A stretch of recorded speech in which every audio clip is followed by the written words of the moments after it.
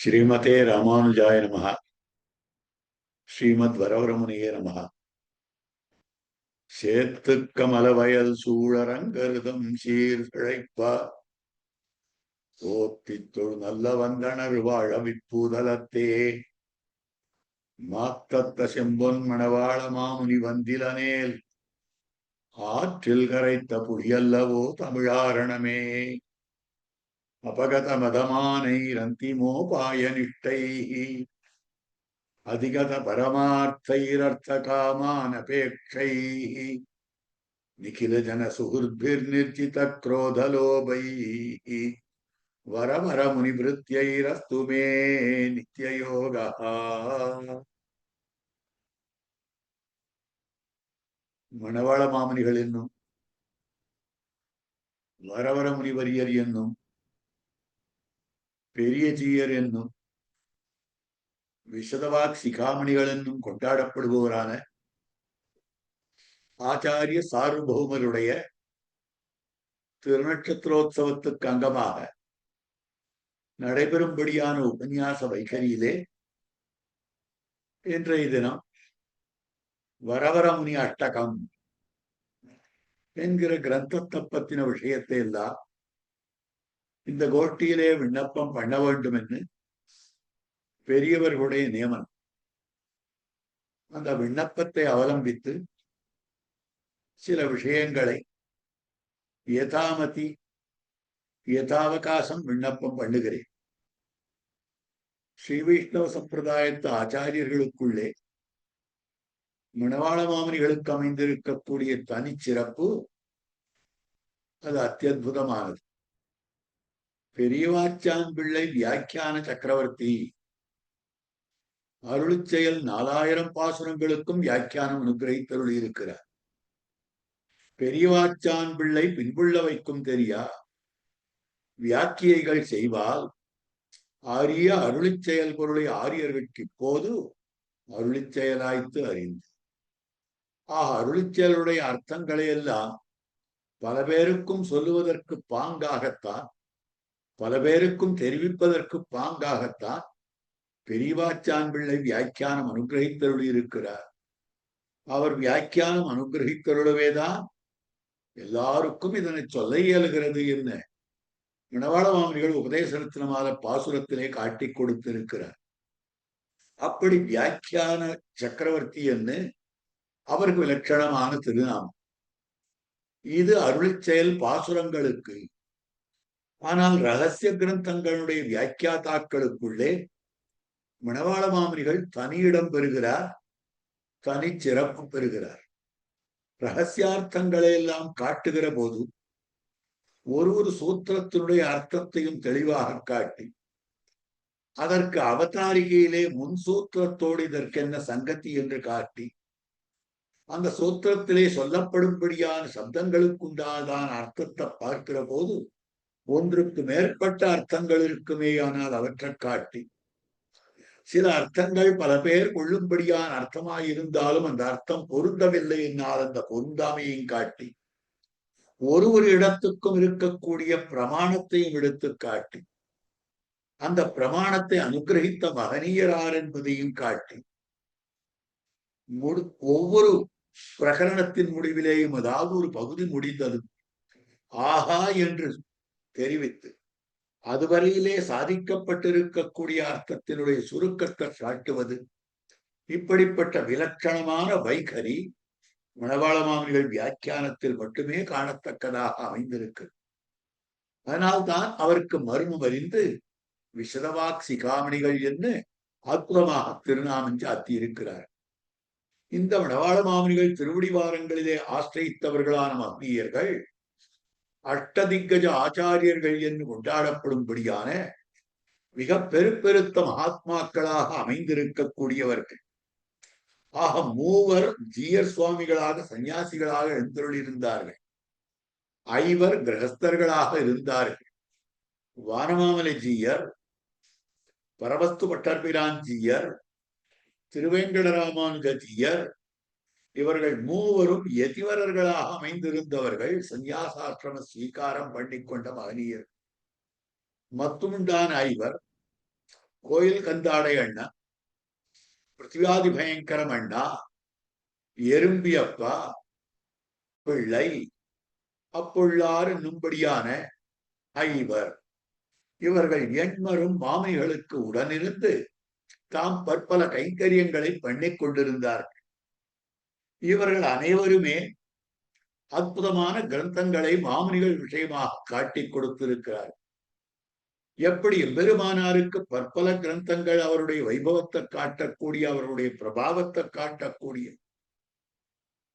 அவருடைய விலட்சணமான தன்மைகளை எல்லாம் காட்டக்கூடிய கிரந்தங்கள் பல அமைந்திருக்கின்றனவோ, அதே மாதிரியாக மணவாள மாமுனிகளுக்கும் கூட அமைந்திருக்கக்கூடிய நிலை. பற்பல கிரந்தங்கள், சம்பிரதாய சந்திரிகை என்ன, அதற்கு மேற்பட ஸ்ரீசைலேச அட்டகம் என்ன, பூர்வ தினச்சரியா, உத்தர தினச்சரியா, மணவாள மாமுனிகள் கண்ணிழிஞ்சிருத்தாம், மணவாள மாமுனிகள் பாதாதி கேசாந்த மாலை என்று இப்படியெல்லாம் பற்பல கிரந்தங்கள் வரவர முனிவரியருக்காக அமைந்திருக்கக்கூடிய அற்புதமான கிரந்தங்கள். அதை தவிர பல முத்தக ஸ்லோகங்கள் எல்லாமும் அமைந்திருக்கின்றன. இப்படிப்பட்ட மகனியருடைய திருநட்சத்திரோத்சவத்திலே இவருக்குன்னு அமைந்திருக்கக்கூடிய ஸ்தோத்திர கிரந்தங்களாக அமைந்திருக்கக்கூடியவற்றிலே ஒரு அற்புதமான ஸ்துதி கிரந்தம் தான் வரவரமுனி அட்டகம் என்னும்படியான விலட்சண கிரந்தம்.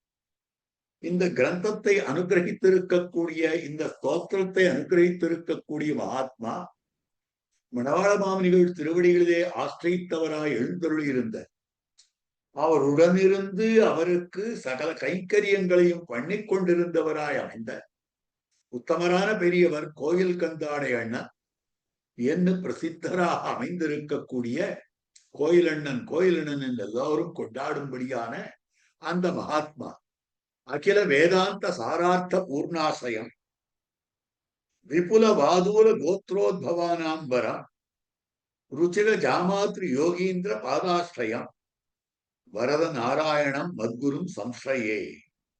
இது ஒரு அற்புதமான சுவாமியினுடைய தனியன். கோயிலண்ணன் சுவாமியினுடைய தனியனாக அமைந்திருக்கக்கூடியது இந்த தனியன். முதல்ல இதனுடைய அர்த்தத்தை பார்க்க வேண்டும். அகில வேதாந்த சாரார்த்த பூர்ணாசயம், வேதாந்த சாரத்தினுடைய அர்த்தங்கள் எல்லாம் அவரிடத்திலே குடிகொண்டிருக்கிறதுன்னு காட்டப்பட்டிருக்கக்கூடியது. அவர் யார்னா, அவருடைய பெருமை அளவற்ற பெருமை, ஜன்மசித்தமான பெருமை. முதலியாண்டானுடைய திருவம்சத்திலே வந்தவராய் அமைந்திருக்கக்கூடியவர். விபுல வாதூல கோத்ரோத்பவானாம்பரம், முதலியாண்டானுடைய திருவம்சம் என்னால் அஜகத் பாகினேயத்துவம், பாதுகாத்வம், திரிதண்டதா. எம்பெருமானாரோடு அவருடைய சம்பந்தத்தை காட்டுகிற போது அஜகத் பாகினேயத்துவம், ஒருத்தர் சந்நியாசாசிரம ஸ்வீகாரம் பண்ணிக் கொள்ளுகிற போது அனைத்தையும் துறந்தேன், அனைத்தையும் துறந்தேன் என்று கழுத்தளவு நீரிலே இருந்து கொண்டு சொல்ல வேண்டியது. இது சாஸ்திரம் காட்டி இருக்கக்கூடிய விஷயம். எம்பெருமானார் திருவனந்தசரஸ் புஷ்கரணியிலே அற்புதமாகத்தாம் சந்நியாசாசிரம ஸ்வீகாரம் பண்ணிக் கொண்டார். தேவப்பெருமாளிடமிருந்து தண்டகாஷாயங்களை பெற்றிருக்கக்கூடிய நிலை. அப்பொழுது சந்நியஸ்தம்மையா, என்னாலே எல்லாம் விடப்பட்டு விட்டனா அப்படின்னு சொல்ல வேண்டிய பிரகரணத்துல முதலியாண்டானை ஒழிய சந்நியசித்தோ, தாசரதி மகாகுருவான முதலியாண்டான தவிர மற்றவற்றையெல்லாம் சந்நியசித்தோ. பெருமானார் விஷயமா வேடிக்கையா ஒரு பாசனம் சொல்றது உண்டு. பெருமானாரை யதி யத்தின்னு உலகம் சொல்றது, சன்னியாசி சன்னியாசின்னு உலகம் சொல்றது. என்னத்துக்காக சன்னியாசின்னு சொல்றதோ தெரியல. ஏனென்னால் எம்பெருமானாருக்கு தங்கை உண்டு, பெருமானாருக்கு மருமகனார் உண்டு, பெருமானாருக்கு தம்பி உண்டு, பெருமானாருக்கு மகன் உண்டு, பெருமானாருக்கு சிஷ்யன் உண்டு. இத்தனை பேரோடு இருக்கக்கூடியவர் இவர் எதுக்காக எதின்னு சொல்லுவது என்ன சமத்காரமாக அவருடைய சரித்திர விஷயங்களை எல்லாம் வைத்து காட்டக்கூடிய ஆச்சரியமான பாசுரம். கோதற்ற ஞான திருப்பாவை பாடிய பாவை தங்கை, வாதுக்கு வல்லவன் ஆண்டான் மருமகன் தம்பி என்பார். நம்பி சிச்சன் தீதற்ற செல்வப்பிள்ள பிள்ளை நம்பி சிச்சன், ஏது கிராமானுசனை எதி என்று இயம்புவது இருதிரமே. என்று காட்டியிருக்கக்கூடிய அற்புதமான செய்யுள். இதுல பார்க்கிற போது வாதுக்கு வல்லவன் ஆண்டான் வருவான். ஆகவே அப்படிப்பட்ட மகாத்மா வாதூல குல திலகராய் அமைந்திருக்கக்கூடியவர் விபுல வாதூல கோத்ரோத்பவானாம் வரம். ஆக அதிலே அவதரித்து வாதூலி கோத்ரோத்பவர்களுக்குள்ளே சிறப்புற்றவராக அமைந்திருக்கக்கூடியவர் கோயிலண்ணன் சுவாமி. ருச்சிர ஜாமாத்ரு யோகீந்திர பாதாசிரயம். அழகிய மணவாள மாமுனிவராய் அமைந்திருக்கக்கூடிய விசதவாக் சிகாமணிகளான மணவாள மாமுனிகள் திருவடித்தாமணிகளிலே ஆசிரியத்தவராய் அமைந்திருக்கக்கூடியவர் கோயிலண்ணன் என்னும்படியான அப்படிப்பட்ட சுவாமிக்கு இயற்பெயராக சுவாபாவிக திருநாமமாக அமைந்திருக்கக்கூடியது வரதநாராயணாச்சாரியர், வரதநாராயண குருன்னு பேரு. ஆகவே அந்த வரதநாராயணரை மத்குரும் அஸ்மத் ஆச்சாரியவரியராய் இருக்கக்கூடிய அந்த வரதநாராயணரை நான் ஆசிரியிக்கிறேன் என்று அற்புதமாக தெரிவிக்கக்கூடிய விஷயம் இது. சுவாமியினுடைய தனியன், இந்த கிரந்தகர்த்தாவனுடைய தனியனாக அமைந்திருக்கக்கூடியது கோயிலண்ணன் சுவாமியினுடைய தனியன். இவருக்கு மணவாள மாமனிகளுடைய சம்பந்தம் ஏற்பட்டது அற்புதமான பெருமை படைத்தது. மாமனுடைய சம்பந்தம் என்பது எம்பெருமானார் நியமனத்தாலே ஏற்பட்டிருக்கக்கூடிய விஷயமாக அமைந்திருக்கிறது. இப்ப இவருடைய பெருமைன்னு நாம் சொல்ல வேண்டும் என்றால் முதல் பெருமையாக அமைந்திருக்கக்கூடியது முதலியாண்டான் திருவம்சத்திலே எழுந்தருளியிருந்தது. அடுத்தபடியாக திருவரங்கத்திலே அமைந்திருக்கக்கூடிய அந்த எம்பெருமானுக்கு அத்தாணி சேவகம் பண்ணுபவராக ஸ்ரீரங்கபாலன கர்மட்டாகா என்று சொல்லத்தக்கவராக அந்த கைங்கரிய நிரதராக எழுந்தருளி இருந்தவர். அது காட்டப்பட்டு இருக்கக்கூடிய விஷயம். யதீந்திர பிரமண பிரபாவம் என்னும்படியான அற்புதமான கிரந்தம், மாமுனிகளுடைய வைபவத்தை பறக்க காட்டக்கூடிய கிரந்தம் யதீந்திர பிரவண பிரபாவம் பிள்ளலோகாரிய ஜீயர் என்னும்படியான மகாத்மாவிலே சாதிக்கப்பட்டதாக இருக்கக்கூடிய கிரந்தம். அதுல பற்பல விற்த்தாந்தங்கள் காட்டப்பட்டிருக்கின்றன. சிங்கரையர் என்பவர் ஒருவர் வந்தார்னு அவருடைய விற்த்தாந்தம் காட்டப்பட்டிருக்கிறது. அவரிடத்திலிருந்து மணவாள மாமன்களுடைய பெருமைகளை நன்கு உணர்ந்திருக்கிறார். ஏனென்றால் அவர் எப்படிப்பட்டவர் என்னால் ஓரோ நாளும் திருவரங்கத்திலே இருக்கக்கூடிய ஆச்சாரிய புருஷர்களுக்கெல்லாம் தன்னுடைய நிலத்திலே விளையக்கூடிய, தன்னுடைய வயலிலே விளையக்கூடியதாய் அமைந்திருக்கக்கூடிய காய்கறிகள், கரியவதுகளை எல்லாம் எடுத்துக்கொண்டு வந்து சமர்ப்பிப்பது வழக்கம் ஒரு நாளைக்கு ஒரு ஆச்சாரியருக்கு. அப்படி இருக்கிற போது ஒரு நாள் மணவாள மாமனிகளுக்கும் சமர்ப்பித்திருக்கிறார் அவருடைய வைபவத்தை கேட்டு.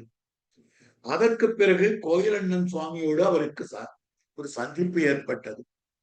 அந்த சமயத்துல மணவாள மாமனிகளுடைய வைபவத்தை எல்லாம் சொல்லி அவரிடத்திலே ஆசிரியிக்கப் போவதாக தெரிவிக்க, இங்கு பல ஆச்சாரியர்கள் இருக்கிற போது அவரிடத்திலே ஏன் ஆசிரியிக்கிறீர் என்று கேட்க, அவர் ஒரு அவதார விசேஷம் என்ன அந்த வைபவத்தை எல்லாம் காட்டினார் சிங்காரே. அதிலிருந்தே மணவாள மாமனிகளுடைய பெருமை இவருக்கு மனதிலே பட்டிருந்தது. ஆனாலும் கூட மகத்குல பிரசூதரானபடியாலே அவருக்கு பூர்ண பிரதிபத்தி ஏற்படவில்லை. அந்த பிரதிபத்தியை உண்டாக்கி கொடுத்தவர் இவருடைய சொப்னத்திலே முதலியாண்டார் எழுந்தருளி இவரை கைப்பிடித்து அழைத்துக் கொண்டு சென்று மச்சிற்கு அழைத்துக் கொண்டு சென்று அங்கு எழுந்தருளி இருந்த ஒரு சன்னியாசி, ஒரு ஜீயர் சுவாமி, அவர் மூலமாக பல விஷயங்களை, உபதேசங்களை எல்லாம் சொல்லி சிக்கித்து அதற்கு பிறகு தெரிவித்திருக்கிற வார்த்தை முதலியாண்டான் தெரிவித்தார். தாம் முதலியாண்டான். சொப்னத்துல இதெல்லாம் நடந்தது. நான் முதலியாண்டான், இவர் உடையவர், இவர்தான் மணவாள மாமனிகள், சாட்சாத் உடையவருடைய அவதாரம் தான் மணவாள மாமனிகள் என்று கோயிலண்ணனுக்கு உணர்த்த, அதற்கேற்றாற் போலே சிற்றன்னருடைய தேவியர், சிற்றன்னர்னு ஒரு மகாத்மா, அவருடைய தேவிகள் மணவாள மாமனிகள் திருவடிகளை ஏற்கனவே ஆசிரியத்திருந்தார். அவருடைய தலிக பிரசாதத்தாலும் கூட இவருக்கு மணவாள மாமனிகள் விஷயத்திலே விசேஷமான பிரதிபத்தி ஏற்பட்டிருந்தது. அந்த பிரதிபத்திக்கு அனுகுணமாக மணவாள மாமனிகள் திருவடித்தாமர்களிலே தாம் மாத்திரமல்ல, தம்முடைய ஞாத்திகளாக இருக்கக்கூடியவர்கள் ஆறாருந்தோ பல பேரை அழைத்து சென்று வானமாமல ஜீயரை முன்னிட்டுக் கொண்டு அவருடைய புருஷகாரமாக மணவாள மாமனிகள் திருவடிகளிலே ஆசிரித்தவராய் அமைந்திருக்கக்கூடியவர். மணவாள மாமனிகளுக்கு கைங்கரியம் பண்ணி கொண்டிருந்தவர், பிரசாதங்களை எல்லாம் சமர்ப்பித்துக் கொண்டிருந்தார். மணவாள மாமனிகளோ அமுது செய்வது வெறும் தயிர் பிரசாதம், மோர் பிரசாதம் மாத்திரம்தான். ஒவ்வொரு நாளும் கோவில் எண்ணன் அதை பண்ணி சமர்ப்பித்துக் கொண்டிருக்கும். அப்படி இருக்கிற போது ஒரு நாள் என்ன ஆயிற்கின்றார், உப்பு சேர்க்காமல், அமுது செய்வதே மோராலான பிரசாதம், மோர் சேர்த்து கலக்கப்பட்ட பிரசாதம், அதிலும் ஒரு நாள் உப்பே சேர்க்காமல் சமர்ப்பித்து விட்டார், மறந்து போய். அதை புதித்தார். ஐயோ, உப்பு சேர்க்கலையே, இந்த மாதிரி ஆகிவிட்டதே என்று பச்சாத்தாபப்படுகிறார் கோயிலன். அப்பொழுது மாமனிகள் சாதித்தார், இந்த ஒரு ரசமும் எனக்கு வேண்டாம், ஒரே ஒரு சுவை, உப்பு சுவை ஒன்றி கொண்டிருந்து. வஸ்துதா நம்முடைய பூர்வாச்சாரியர்கள் எல்லாம் எப்படிப்பட்டவர்கள் என்றால், தேகதாரணம், பரமாத்ம சமாராதன பிரதிபத்தி, பரமாத்மாவாய் அமைந்திருக்கக்கூடிய இந்த எம்பெருமானுடைய சமாராதன பிரதிபத்தியாக, எம்பெருமானுக்கு திருவாராதனம் பண்ணக்கூடிய அந்த பிரதிபத்தியாக அமைந்திருக்கக்கூடியதுதான் தேகதாரணம். ஆக எதற்காக தேகத்தை தரித்துக் கொள்ள வேண்டும் என்னால், அது எம்பெருமானுடைய திருவாராதனம் அமைந்திருக்கிறதே, அந்த சமாராதன பிரதிபத்தியாகத்தான் காட்டப்பட்டிருக்கக்கூடிய விஷயம் என்கிறார்கள். அப்படி பார்க்கிற பொழுது அந்த பகவதாராதன பிரசாதமாகத்தான் உட்கொள்ளுவர்களே ஒழிய சரீர புஷ்டிக்காக, தேகத்துக்காக, தேக புஷ்டிக்காக அவர்கள் எதையும் புதிக்க மாட்டார்கள். நம்பிள்ளியினுடைய சரித்திரத்துல ஒரு ஆச்சரியமான ஐதிஹ்யம். உடம்பு இழைச்சிருக்கே, பிரசாதம் ஏத்துக்கிறது இல்லையோ, குறைவா பிரசாதம் வந்து செய்கிறீரோ அப்படின்னு கேட்டார்கள். அப்ப அவர் தெரிவித்திருக்கக்கூடிய விஷயம், நம்பெருமாள் மங்களாசாசனத்துக்கு எந்த அளவுக்கு சரீரம் வேண்டுமோ அந்த அளவு இருக்கு. அந்த மங்களாசாசனம் பண்ணுவதற்கு எந்த அளவுக்கு சக்தி வேண்டுமோ அந்த சக்திக்கு ஏற்றவாறு போஜனம் பண்றேன். நான் என்ன யுத்தத்துக்கா போக போகிறேன் அப்படின்னு கேட்டிருக்கிறார்னு சரித்திரம் காட்டப்படும். அப்ப நம்முடைய ஆச்சாரியர்கள் எல்லாம் சரீரத்தை பற்றி தாங்கள் விசாரமே படமாட்டார்கள். ஆகவே ஒரு ரசமில்லாதாய் அமைந்திருக்கக்கூடிய சுவையான பதார்த்தமாக கூடாது. மேலும் சந்நியாசி வேறு, அதனால் அந்த ஒரு சுவையும் வேண்டாம் என்று அது தொடக்கமாக உப்பில்லாத தயிர் பிரசாதத்தை மட்டுமே அவன் செய்து கொண்டிருந்தார் என்ன அற்புதமாக பெரியவர்கள் காட்டக்கூடிய சரித்திரம். இப்படி மாமுனிகளுக்கு கைங்கரியங்களை எல்லாம் பண்ணி கொண்டிருந்தவர் கோயிலண்ணா. அவர் 2 கிரந்தங்கள், விலட்சணமான கிரந்தங்கள் அனுகிரகித்தருளி இருக்கிறார். ஒன்று கண்ணினும் சிறுத்தாம்பு, எப்படி ஆழ்வாரை கண்ணினும் சிறுத்தாம்பினாலே உகப்பித்தாரோ மதுரகவி ஆழ்வார், ஆழ்வாருடைய வைபவத்தை எல்லாம் பேசினாரும் இன்பத்தில் இறஞ்சுதல் என்னும்படியான கிரமத்திலே ஆழ்வார் போக்கியபூதர், ஆழ்வார பிரார்த்தித்தல் இத்தியாதியான விஷயங்கள் ஆழ்வாரே பிராப்திய பிராபகம் என்று சாதித்தார் போலே, மணவாள மாமனிகளுடைய ஒரு வைபவத்துக்கு அனுகுணமாக மணவாள மாமனிகள் கண்ணினும் சிறுத்தாம்பு என்று விலட்சண கிரந்தத்தை அனுகிரகித்தருள் இருக்கிறார் உத்தமரான கோயிலண்ணன். அது ஒரு கிரந்தம். மற்றொரு கிரந்தம் வரவர முனி அஷ்டகம். ஆக வரவர முனி, வரவர முனி என்ற திருநாமம் இருக்கிற ரொம்ப ஆச்சரியமான திருநாமம். சங்காத்தித விண்ணப்பம் மட்டும் மாமனிகளுடைய பெருமையை காஞ்சி பிரதிபாதிபயங்கர சுவாமி பலபடியாக வெளியிட்டிருக்கிறார், பலபடியாக உபன்யசித்திருக்கிறார். ஒரு உபன்யாசத்தில் இதை காட்டியிருக்கிறார். அதாவது சில பாசுரங்கள் ஆச்சாரியர்களை சூச்சிப்பிப்பதாக அமைந்திருக்கக்கூடியது, ஆழ்வார்கள் அவதரிக்கப் போகிறார்கள் என்று சூச்சிப்பிக்கப்பட்டிருக்கிறது ஸ்ரீபாகவத புராணத்திலே ஸ்பஷ்டமாக. எம்பெருமானார் அவதரிக்கப் போகிறார் என்பதை சூச்சனையாக காட்டியிருக்கிறார் ஆழ்வார் பொலிக பொலிக பாசுரத்தானே. இப்படி பற்பல சூச்சனைகள் காட்டப்பட்டிருக்கின்றன. அதே போல மாமுனிகளுடைய வைபவத்தை காட்டக்கூடிய ஒரு பாசுரத்தை இப்படி தெரிவித்திருக்கிறார். அதாவது இந்த பாசுரமானது மாமுனிகளுக்கும் பொருந்துகிறது. எந்த பாசுரம் என்றால், வண்டின முரலும் சோலை, மயிலினம் ஆளும் சோலை, கொண்டல் மீது அணவும் சோலை, குயிலினம் கூவும் சோலை, அண்டர்கோன் அமரும் சோலை, அணி திருவரங்கமென்னா மிண்டர்வாய் துண்ணும் சோத்த விலக்கி நாய்க்கிடுமினீரே. இது திருமாலம் பாசனம், தொண்டரடிப்புடியாழ்வாருடைய பாசனம். இதுல வண்டினம் உரலும் சோலை வண்டுகள் ரீங்காரம் பண்ணுகின்றன. மயிலினம் ஆளும் சோலை மயில்கள் கலாபத்தை விரித்து ஆடிக்கொண்டிருக்கின்றன. கொண்டல் மீது அணவும் சோலை மேகங்கள் மேலே அழகாக படித்திருக்கின்றன. குயிலினம் கூவும் சோலை குயில்கள் கூவிக்கொண்டிருக்கும்படியான சோலை. அண்டர்கோன் அமரும் சோலை எம்பெருமான் சாக்கார் எம்பெருமான் எழுந்தருளியிருக்கிற சோலை திருவரங்கம். திருவரங்க சோலையானது இப்படி அமைந்திருக்கிறது. இது முழுவதுமாக மணவாள மாமுனிகள் விஷயமாகவே காஞ்சிபுரம் சுவாமி ஒரு உபன்யாசத்திலே நிர்வகித்து காண்பித்தார். வண்டின முரலும் சோலை, வண்டுகள் முரளுகின்றன. மணவாள மாமுனிகள் யாரு தெரியுமா? அவர் ஒரு வண்டு. சாமான்யமா சொல்லலாம், ஆச்சாரியர்களை வண்டுன்னு சொல்லலாம். வீசும் சிறகால் பரத்திரு விண்ணாடு நுங்கட்கெளிது என்ன ஆழ்வார் காட்டியிருக்கிறாரே. ஆகவே வண்டுகளே எம்மை சேர்விக்கும் வண்டுகளே. வண்டுகளுக்கு பரமபதம் ரொம்ப கிட்டக்க சுலபமாக போக முடியும். 2 ரெக்கைகள் இருக்கிறது, பறக்கின்றனான்னு சொன்னேன். அந்த 2 ரெக்கைகள் சாதாரண வண்டுகளை பத்தின விஷயம் இல்லை. ஞானமும் அனுஷ்டானமும் இருக்கக்கூடிய ஆச்சாரிய விஷயம். ஞானானுஷ்டான பூர்த்தி மாமுனிகளுக்கு உண்டு. வண்டுன்னு சொல்லலாம்னா அது எந்த ஆச்சாரியருக்கு தான் பொருந்தும்? மாமுனிகளுக்குன்னு சொல்லணும் இல்லையோ. அது எப்படி காட்டுறதுன்னா அந்த அற்புதமான விஷயம். மாமுனிகளுடைய திருநாமம் வரவர முனின்னு பேர். வண்டுக்கு என்ன பெயர் தெரியுமா? சம்ஸ்கிருதத்துல விரேபம். விரேபம்னு பேர். ரேபம்னா ரான்ற எழுத்து. விரேபம்னா 2 ரா என்ற எழுத்து எதன் பெயரிலே இருக்கிறதோ அது விரேபம். ஆக வண்டுகளை சொல்லுகிற போது சம்ஸ்கிருதத்திலே பிரமரா, பிரமரான்னு சொல்றது. ஆக பிரமரம்னா வண்டு. பிரா அதுல ஒரு ரா இருக்கா? மரா அதுல ஒரு ரா இருக்கா? ஆக 2 ரா இருக்கின்றது, 2 ரேப் இருக்கின்றன. அதனால விரேபம் வண்டு. ஆக வண்டாக அமைந்திருக்கக்கூடிய வரவர முனி. வரவர முனி வரும் 2 ரா இருக்கும். வரான்னு ஒரு ரா, அடுத்த வராது ஒரு ரா. ஆக 2 ரா இருக்கு. அதனால வரவர முனி அப்படின்னு சொல்லுகிறபடியாலே அதை காட்டுகிற போது துவிரேபத்தை உடையவர் வண்டினம் முரளும் சோலை.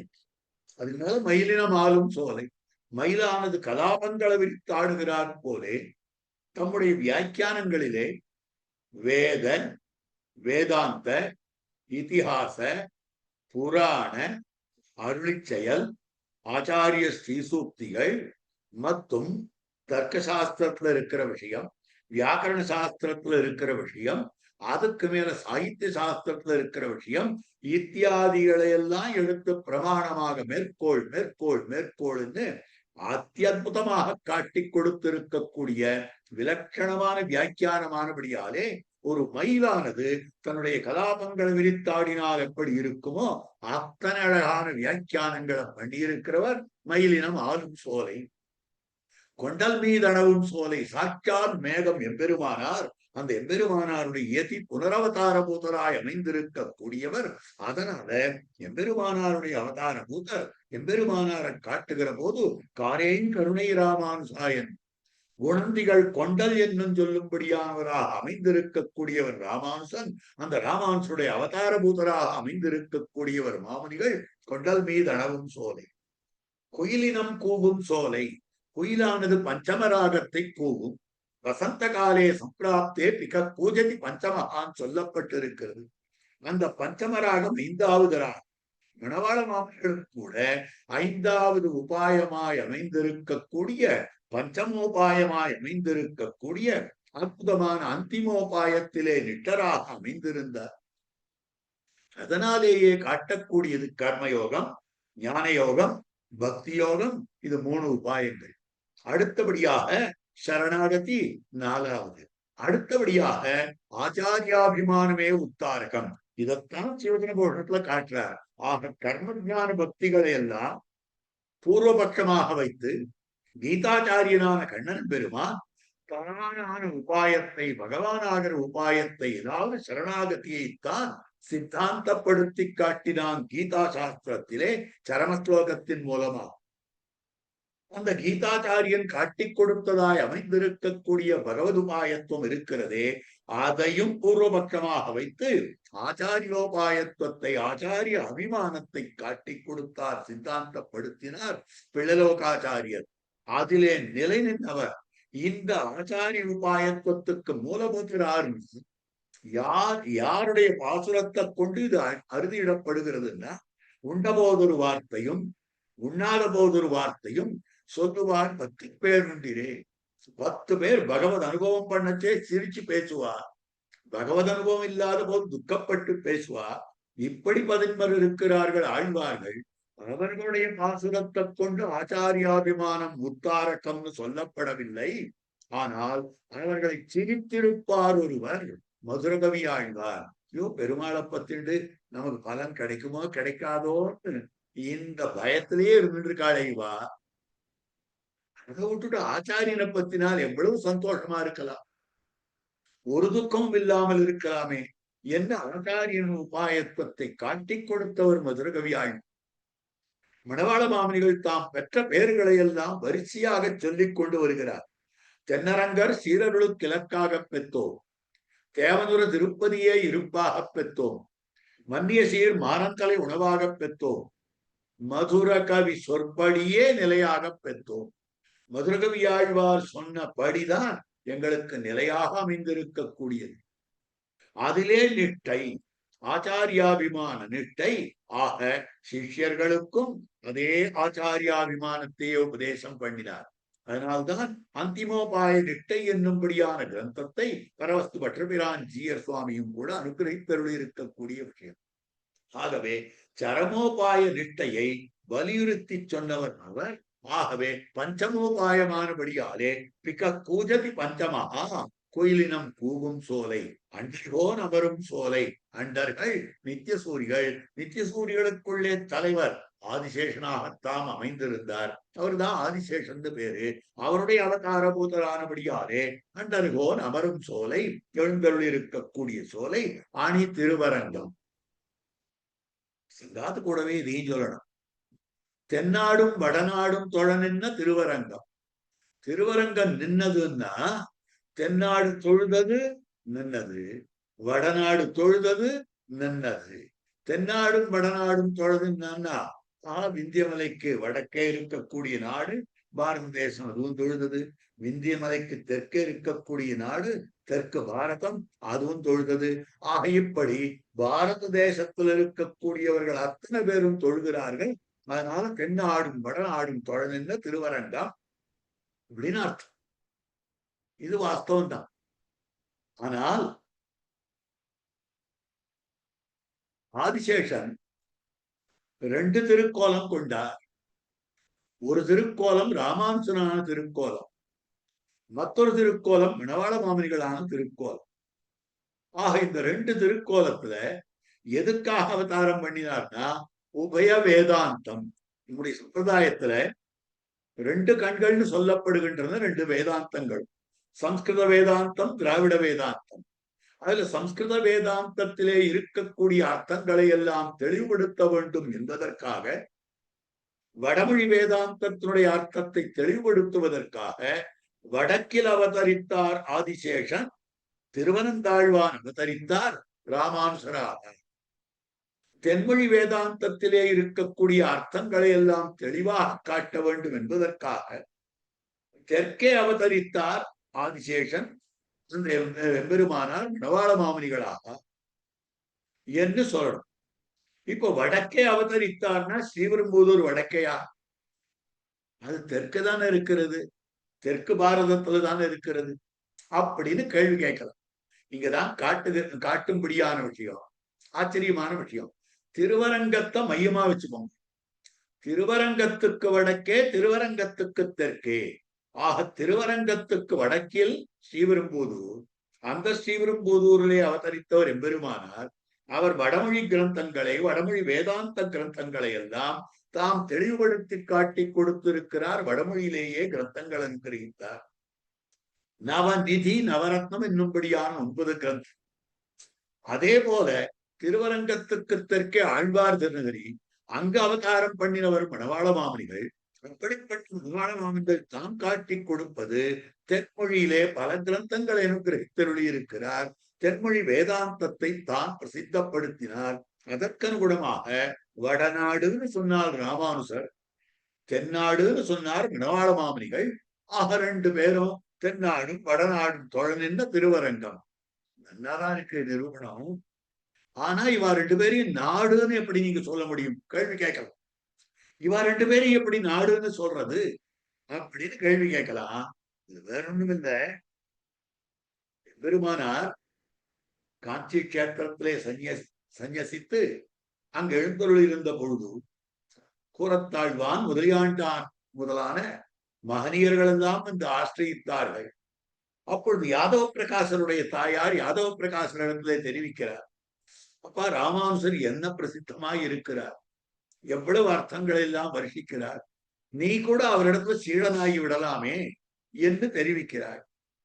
அப்பொழுது அவர் தெரிவித்தார், நான் பிராமணனாய் இருந்தும் கூட சிகாயஜோபவீதங்களை துறந்து அத்வைத சன்னியாசியாக ஆகிவிட்டேன். இப்பொழுது மீளவும் நான் அந்த சிகாயஜோபவீதங்களை கொள்ள வேண்டும் என்றால் அதுக்கு முன்னால பூப்பிரதட்சணம் பண்ணி பிராயச்சித்தம் பண்ணணும்.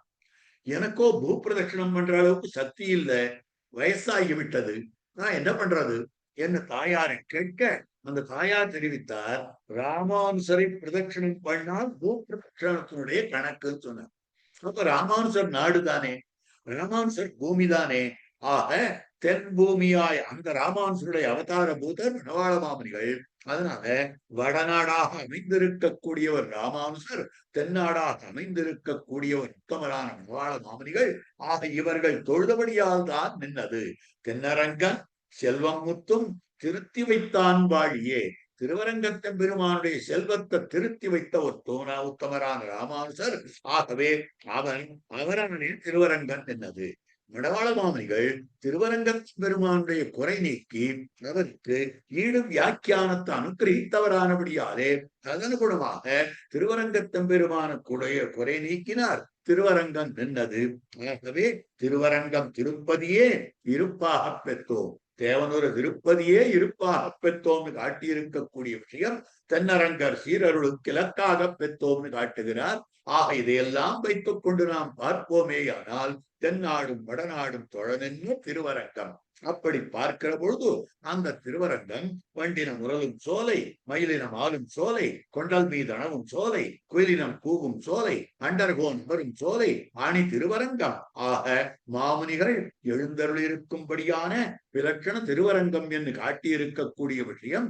ஆக இப்படிப்பட்ட அந்த வரவர முனின்றதுக்காக விஷயங்களை சொன்னேன்.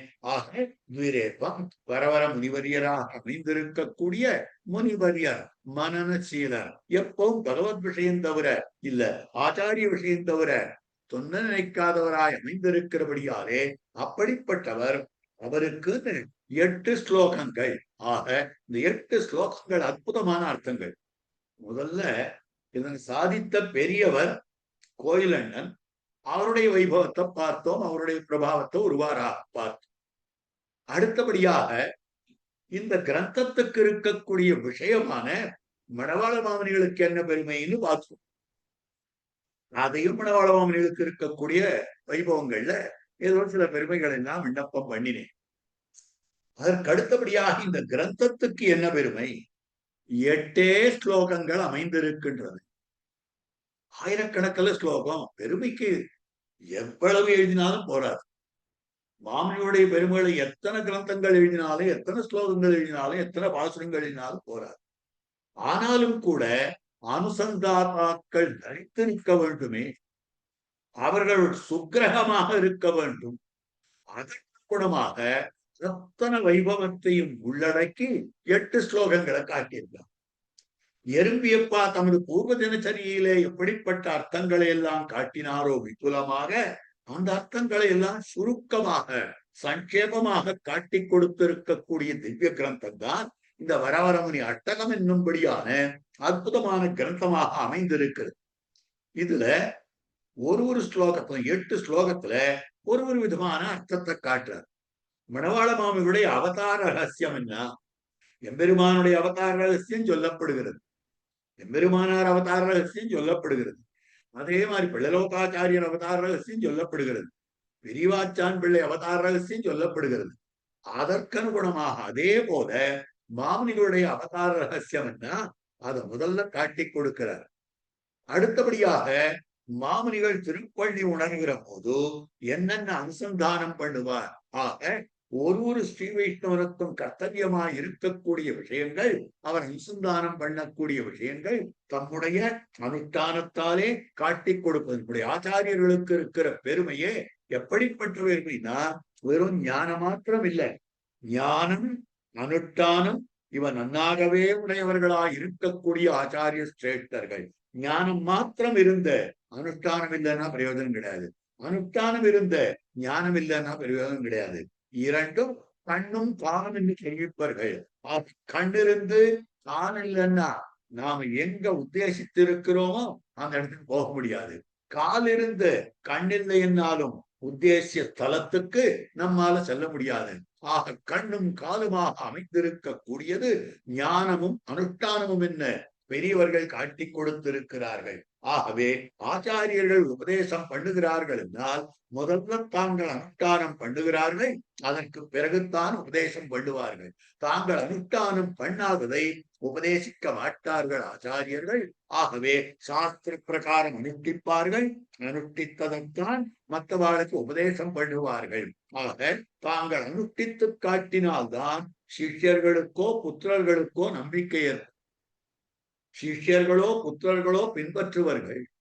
அனுஷ்டானம் இல்லாததான உபதேசமானது ஒரு நாள் பலனை கொடுக்காதுன்னு பெரியவர்கள் தான் அனுபவபூர்வமாக காட்டி கொடுத்திருக்கிறவர்கள்.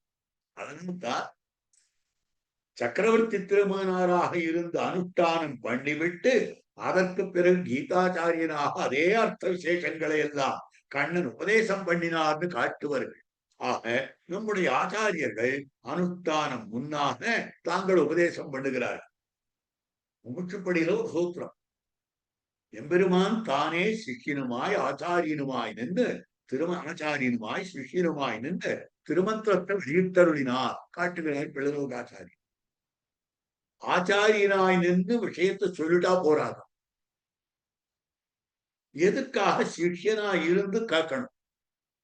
எம்பெருமான் தானே சிஷ்யனாய் இருந்து ஏன் கேட்கணும் அப்படின்னா, சிஷ்ய லட்சணம் அந்த காலத்துல ஒருத்தருக்கும் தெரியாது இருந்தது.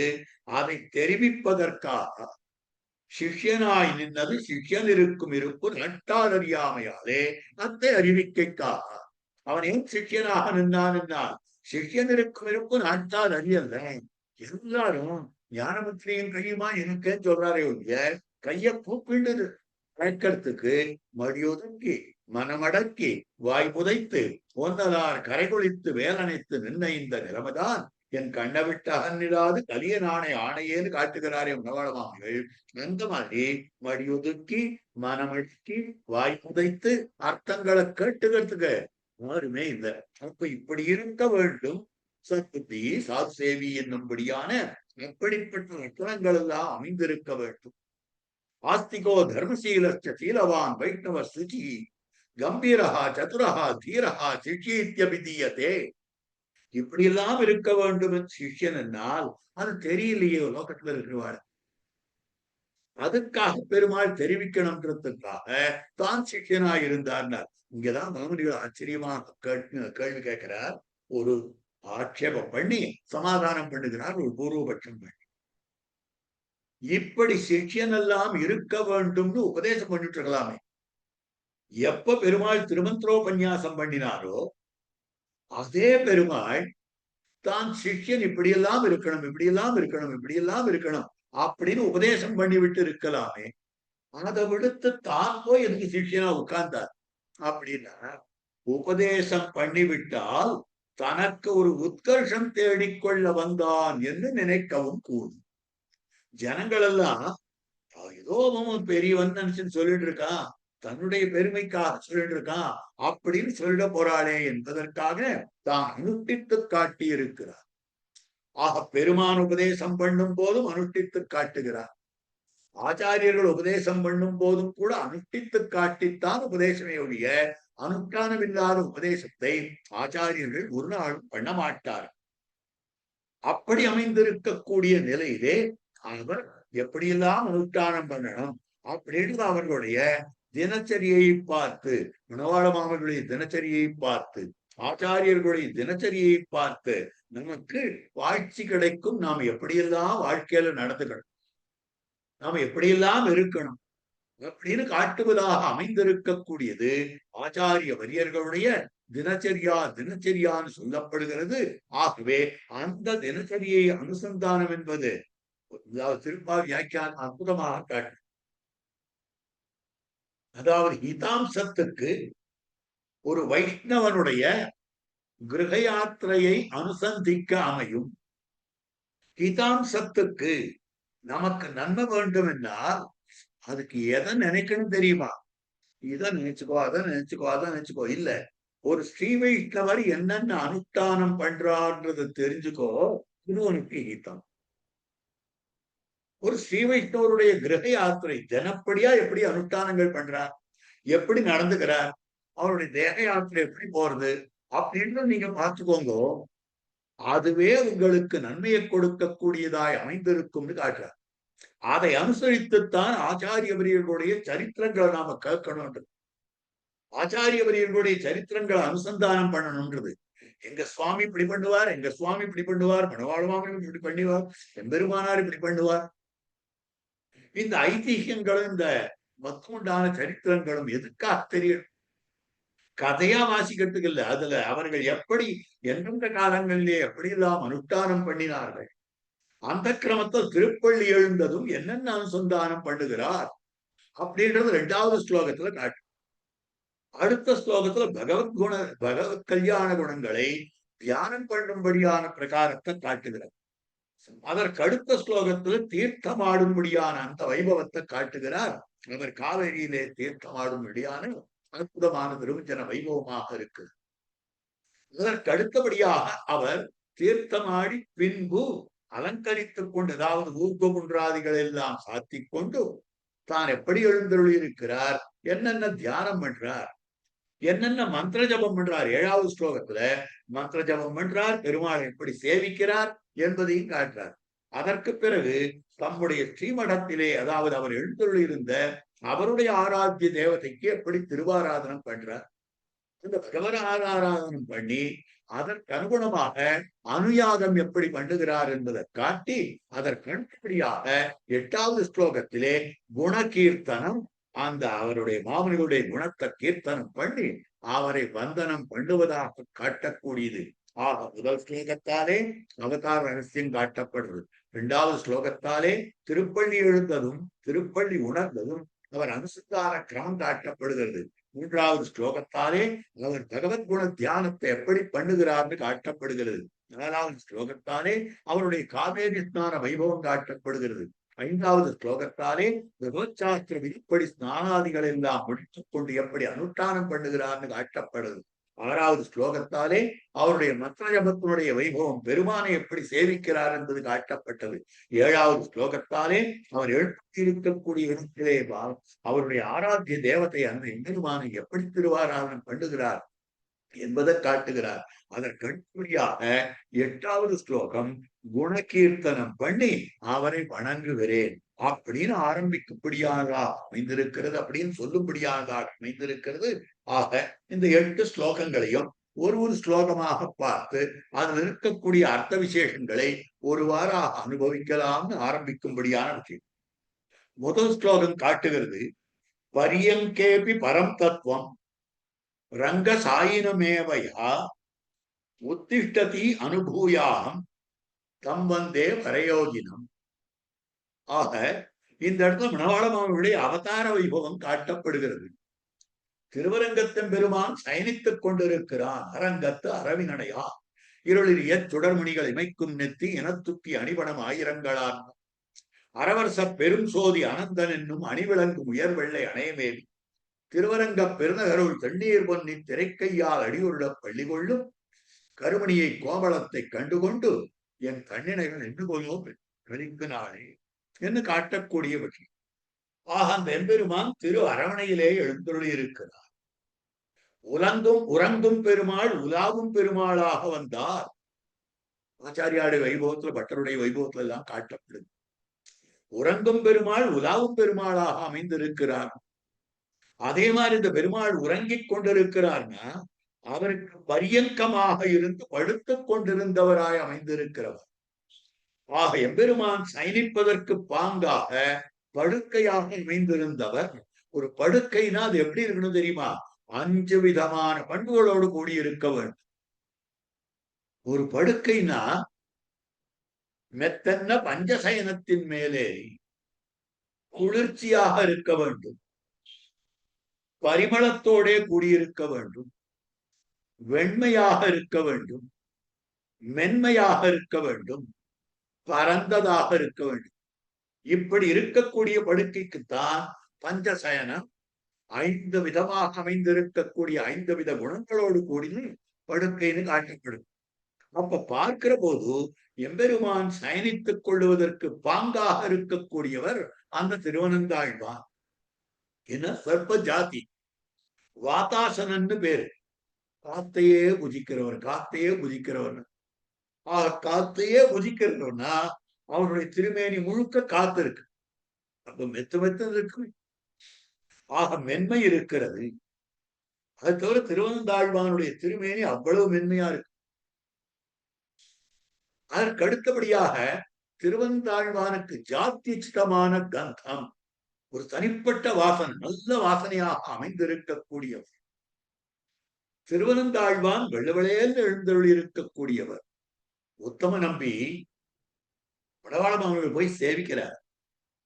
மணவாள மாமனிகளுடைய திருமேனி க்ஷீர சங்கா தகவுரம், பால் போல வெள்ளவெளையல். அவருடைய திருவுள்ளமும் வெளுப்பு வெண்மையானது, திருமேனியும் வெண்மையானது. அப்படி எழுந்தருள் இருந்தது. அவர் பெருமாளை சேவிக்க எழுந்தருளினார்.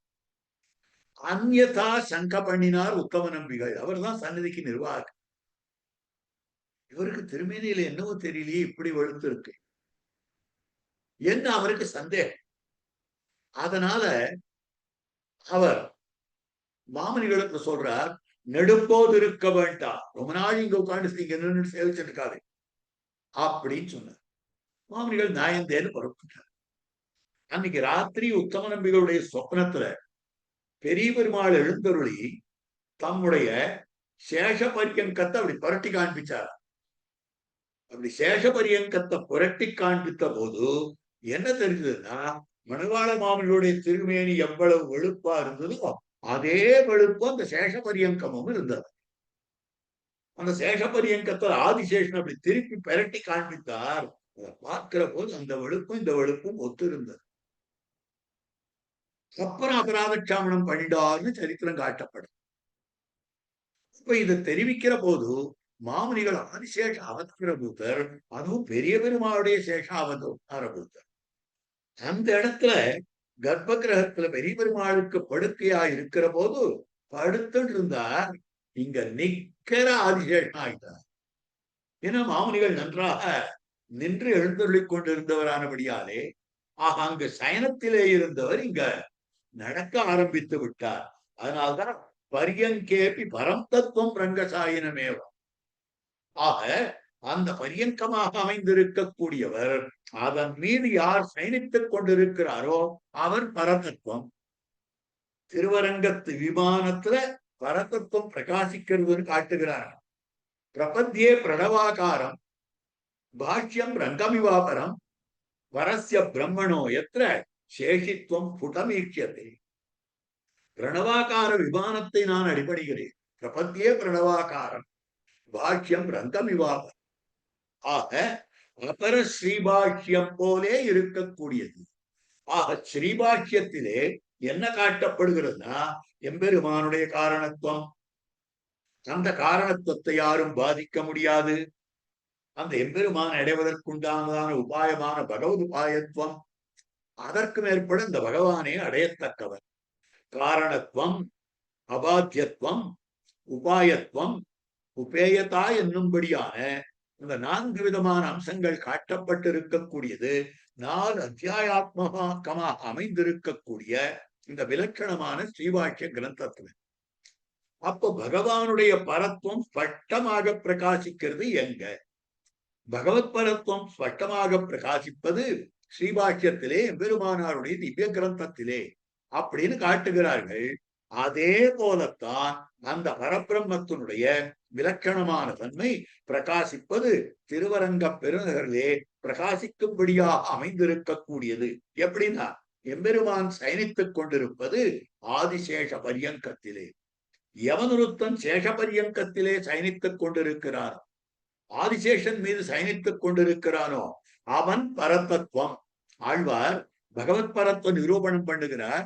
அனைவன் அரவணமேல் என்னும்படியான திருவாய்மொழியிலே 4 திருவாய்மொழிகள் ஆழ்வார் பரத்துவ நிஷ்கர்ஷம் பண்ணுகிறார். இதுதான் பரதத்துவம் என்பதை நிஷ்கர்ஷித்து சொல்லும்படியானது உயர் தென் அணை ஒன்னு. உயர்வர உயர்நலம், தென்னன் வீடு, அணவதரவணமேல் ஒன்னும் தேவும் என்னும்படியான 4 திருவாய்மொழிகளிலே பரத்வே பரத்துவம் சொல்லுகிறார், மனுஷத்வே பரத்துவம் சொல்லுகிறார், மோட்ச பிரதத்துவ கதனமுகேன பரத்துவம் சொல்லுகிறார், அர்ச்சாயாம் பரத்துவம் சொல்லுகிறார். இத்தனையும் சொல்லக்கூடிய விஷயமாக அமைந்திருக்கிறது 4 திருவாய்மொழிகள் இருக்கின்றன. அதுல 3ஆவதாக அமைந்திருக்கக்கூடிய திருவாய்மொழி அணவதரவணமேல் பூம்பாவையாகம் புணர்வது இருவரவர் முதலும் தானே. அவன் சேஷசாயின். ஆக சேஷசாயித்வம், கருட வாகனத்துவம் இதெல்லாம் பகவத் பரத்துவத்தை ஸ்தாபித்துக் கொடுக்கக்கூடியதாய் அமைந்திருக்கிறது. அவன் சேஷசாயி பரத்வலட்சணம், அவன் ஸ்ரீயப்பதி பரத்வலட்சணம், அவன் பிரம்மருத்ர உப்பாதகன் ஜெகத்காரண பூதன் பரத்வலட்சணம். ஆக பரந்தத்துவம்னா எப்படி இருக்கும்னா, எந்த தத்துவம் ஆதிசேஷன் மீது சயனித்துக் கொண்டிருக்கிறதோ அது பரதத்துவம். அனைவது அரவணமேல் சேஷசாயித்துவம்னு காட்டப்பட்டிருக்கு. அதற்கு அடுத்தபடியாக பூம்பாவையாகம் புணர்வது பிராட்டி திருமார்பிலே தரித்துக் கொண்டிருக்கிறான், பிராட்டிக்கு பதியாயிருக்கிறான், ஸ்ரீயப்பதித்துவம். அடுத்தபடியாக இருவரவர் முதலும் தானே பிரம்மருத்ர உற்பாதகனாய் அமைந்திருக்கிறார். கேட்டார்கள், படுக்கையில படுத்துட்டு இருக்கான்னு சொல்றங்களே, கல்யாணம் ஆயிடுத்தோ அப்படின்னு கேட்டார். ஏன்னா பிரம்மச்சாரியானவன் படுக்கையில படுத்தக்கூடாது, தரக்கடை கிடக்கு. அதனால அந்த எம்பெருமான் படுக்கையிலே படுத்துக் கொண்டிருக்கிறான் என்றால் எடுத்தேன் ஆருக்குன்னா எம்பெருமானுக்கும் பிராட்டிக்கும் பூம்பாவையாக புணர்வது ஸ்ரீ மகாலட்சுமி நாச்சியாரை திருக்கல்யாணம் பண்ணிட்டான். குழந்தைகள் இருக்கோன்னு கேட்டா இருவரவர் முதலும் தானே. பிரம்மருத்ரர்கள் உற்பாதகன் அப்படின்னு சொல்லக்கூடிய விஷயம். அப்போ இந்த பரியங்கத்திலே இருக்கக்கூடிய தன்மை அவன் பரத்தத்துவம் என்று காட்டக்கூடியதாக அமைந்திருக்கிறது. அதனால்தான் காவேரி விரஜாசேயம், வைகுண்டம் ரங்கமந்திரம், ச வாசுதேவா ரங்கேசா, பிரத்யக்ஷம் பரமம் பதம். காவேரி விரஜாசேயம், காவேரி நதி இருக்கிறதே அது வெறும் காவேரி இல்ல, சாட்சாத் விரஜா நதியே இங்கு அவதாரம் பண்ணித்து. எம்பெருமான் அவதாரம் பண்ணுகிற போது கூடவே பல விஷயங்கள் வருகின்றன. எம்பெருமான் அவதாரம் பண்றான், அவனை சொல்லக்கூடிய வேதம் தானும் அவதாரம் பண்ணித்து. பரத்வபர முதுவேதம், வியூக வியாப்தி, அவதரணங்களிலே ஓதின நீதி, கேட்ட மனு, படுகதைகளாய் ஆரமூர்த்தியில் பண்ணின தமிழானவாறே வேதத்தை திராவிடமாக செய்தார் என்னவுமா இதை காட்டி கொடுத்திருக்கிறார் நாயனார். ஆகவே அந்த வேதம் பகவானுடைய பரத்வத்தை சொல்லக்கூடிய வேதம். பராவஸ்தையில் இருக்கக்கூடிய எம்பெருமான் தான் வியூக வாசுதேவ மூர்த்தியாக அவதரித்த போது அந்த வேதம் தானும் நேராக அவதாரம் பண்ணிற்று. தர்மசாஸ்திரங்கள், அதாவது அங்கு பாஞ்சராத்திர சாஸ்திரமாக அவதாரம் பண்ணி அவன் ராமகிருஷ்ணாதி அவதாரங்கள் பண்ணின போது இத்தியாச புராணங்களாக அந்த வேதம் அவதாரம் பண்ணிற்று. அந்த எம்பெருமான் அந்தர்யாமியாக எழுந்தருளிருக்கிறான் என்கிற போது மனு தர்ம சாஸ்திரம் முதலானவையாக அமைந்திருக்கக்கூடிய விஷயம். ஆக பரத்வபர முதுவேதம் வியூக வியாப்தி அவதரணங்களிலே அந்த எம்பெருமான் அர்ச்சாமூர்த்தியாக இருக்கிற போது அந்த வேதமே திருவாய்மொழி பிரபந்தமாக வந்தது. அப்ப அந்த எம்பெருமான் அவதரிக்கிற போது வேதம் தானும் அவதரிக்கிறது, வேதம் மாத்திரம் அவதரிக்கிறது. அவனுடைய படுக்கையும் கூடவே வரும். ஆக கிருஷ்ணாவதாரத்திலே பலதேவனாக ஆதிசேஷன் அவதரித்தார், ராமாவதாரத்திலே இளைய பெருமாளாக அவதரித்தார். இங்க திருவரங்கனான அவதாரத்திலே ஆதிசேஷனாக அமைந்திருக்கக்கூடிய நிலை அப்படியே சேஷ பரியங்கமாகத்தான் வந்திருக்கிறது. அவன் ராமாவதாரம் பண்ணின போது பிராட்டி தானும் அவதரித்திருக்கிறாள். அந்த பிராட்டி சீதா பிராட்டி. அவன் கிருஷ்ணாவதாரத்தின் போது ருக்மிணி பிராட்டி தேவத்வே தேவதேகேயம் மனுஷத்வேச்ச மானுஷி ராகவத்வே அபவத் சீதா ருக்மிணி கிருஷ்ண ஜன்மணி என்று சொல்லும்படியானதாக அமைந்திருக்கக்கூடியது.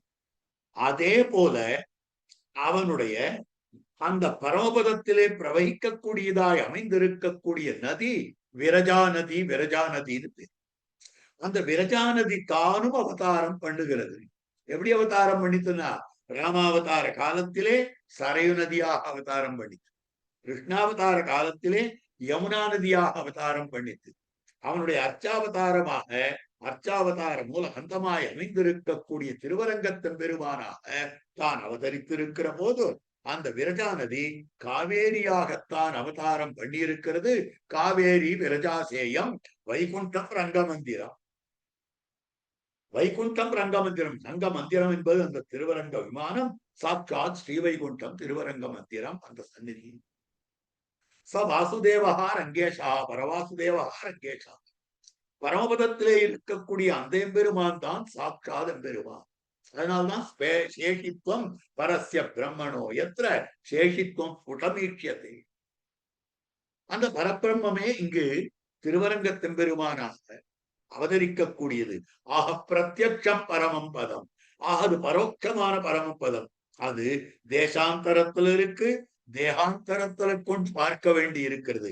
இன்னொரு தேகத்தை கொண்டு பார்க்க வேண்டும், சேவிக்க வேண்டும், இன்னொரு தேசத்துக்கு போய் சேவிக்க வேண்டும்.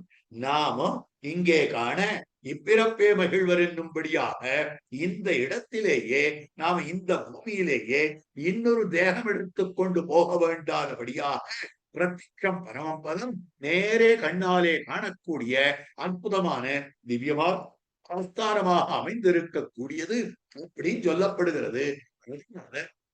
அதை வைத்துக் கொண்டும் பார்த்தாலும் கூட பரியங்கேபி பரந்தத்துவம் ரங்கசாயிரம் ஏவம்.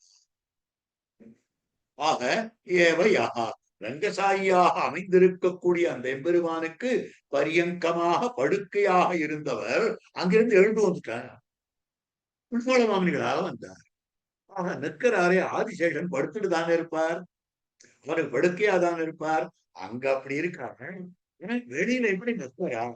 ஆக உத்திட்டத்தி அனுபூயா தம் வந்தே வரையோ யோகினம். எழுத்து நின்றுட்டாரே, அனுபவிக்கிறேன், அவருடைய வைபவத்தை அனுபவிக்கிறேன். ஆக மேற்கொண்டு ஸ்தோத்திரம் பண்ண போகிறேன் என்பதை அனுபூயாகம் தம் வந்தே வரயோகினம். வர யோகி அழகிய முனிவர், அழகிய வடவாள மாமுனிவர். வர வர முனி, வர அழகிய, வரன்னா மணவாளன் அர்த்தம். வர யோகி முனி. ஆக வரயோகி மணவாள முனிகள். மணவாள முனிகள் பேராக அமைந்திருக்கக்கூடியது. ஆகவே தம் வந்தே வரயோகினம் என்று காட்டக்கூடிய அற்புதமாக அமைந்திருக்கு. ஆதியிலே அரவரசை அழைத்தரங்கர் அவனியிலே 200 ஆண்டு திருநீர் என்றார்.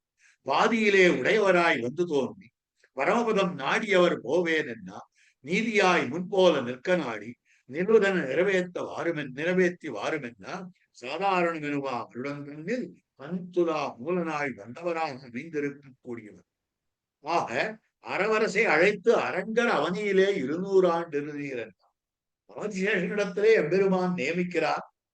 அவனியிலே 200 ஆண்டு 200 வருஷ காலங்கள் இந்த பூமியிலே நீர் இருக்க வேண்டும் என்று தெரிவிக்க 120 சம்பத்சரங்கள் இருந்துவிட்டு அவர் பரமபதம் நாடி சென்று விட்டார். உடனே பெருமாள் சொல்லிட்டு இருந்தாரா, இன்னும் நிலுவை இருக்கே, இன்னும் நிலுவை இருக்கே, பேலன்ஸ் இருக்கே, பாக்கி இருக்கே, இன்னும் நான் 200 வருஷம் நான் சொன்னேன், 120 வருஷம் திருப்பி ஒத்துட்டீரே அப்படின்னு சொல்லிட்டு இருந்தார். நிலுவதனை நிறைவேற்றி வாரும் என்றா அப்பதான் சாதாரண உள்ளத்திலே தனி துலா மூல நாளிலே எது அவதாரண மூலம் முக்தி மூலம் பிரஜானாம் என்று பிரஜைகளுக்கெல்லாம் முக்தி மூலமா இருக்கக்கூடிய அந்த திருமூலத்திலே தான் அவதாரம் பண்ணினார் மணவாள மாமனிகள். மீதமுள்ள பகுதியிலே முதல் திருக்கோலத்திலே எம்பெருமானாரான திருக்கோலத்திலே அவர் என்ன காட்டியிருக்கிறார் என்றால் வடமொழி வேதாந்தத்தை காட்டினார் விண்ணப்பம் பண்ணினேன். தென்மொழி வேதாந்தத்துக்காக முத்தோர் அவதாரம் மணவாள மாமனிகளான அவதாரம் காட்டப்படுகிறது. அங்கன் இரண்டு கண்கள் நான் வடமொழி தென்மொழி வேதாந்தத்துக்காக 2 திருக்கோலங்கி தான் எடுத்துக் கொண்டிருக்கக்கூடிய விஷயமாக அமைந்திருக்கிறது. அவனியிலே இருநீரான் திருநீர் என்ன பாதியிலே உடையவராய் வந்து தோன்றி பரமபதம் நாடியவர் கோவேன் என்று அந்த அற்புதமாக காட்டிக் கொடுத்திருக்கிறார்கள் நம்முடைய பெரியவர்கள். இந்த அர்த்த விசேஷங்களை எல்லாம் பரியங்கேபி பரம் தத்துவம் ரங்கசாயினமேவையா உத்திஷ்டதி அனுபூயா தம் வந்தே வரையோகினம். ஆக திருவரங்கத்தெம்பெருமானுடைய பரியங்கமாய் இருக்கக்கூடிய வரத்தத்துவமான திருவரங்கத்தெம்பெருமானுக்கு பரியங்கமாய் இருக்கக்கூடிய ஸ்ரீரங்க சாயனராயான எம்பெருமானுக்கு பரிய அவர் இருக்கக்கூடியவர் அந்த மணவாள மாமனிகள் யா உத்திஷ்டதி யார் எழுந்து நடந்து வருகிறாரோ அப்படிப்பட்டவரை நின்ன திருக்கோலத்தோட இங்க சேவிக்கிறேன், அவரை வணங்குகிறேன் என்று முதல் ஸ்லோகத்தானே காட்டியிருக்கக்கூடிய விஷயம்.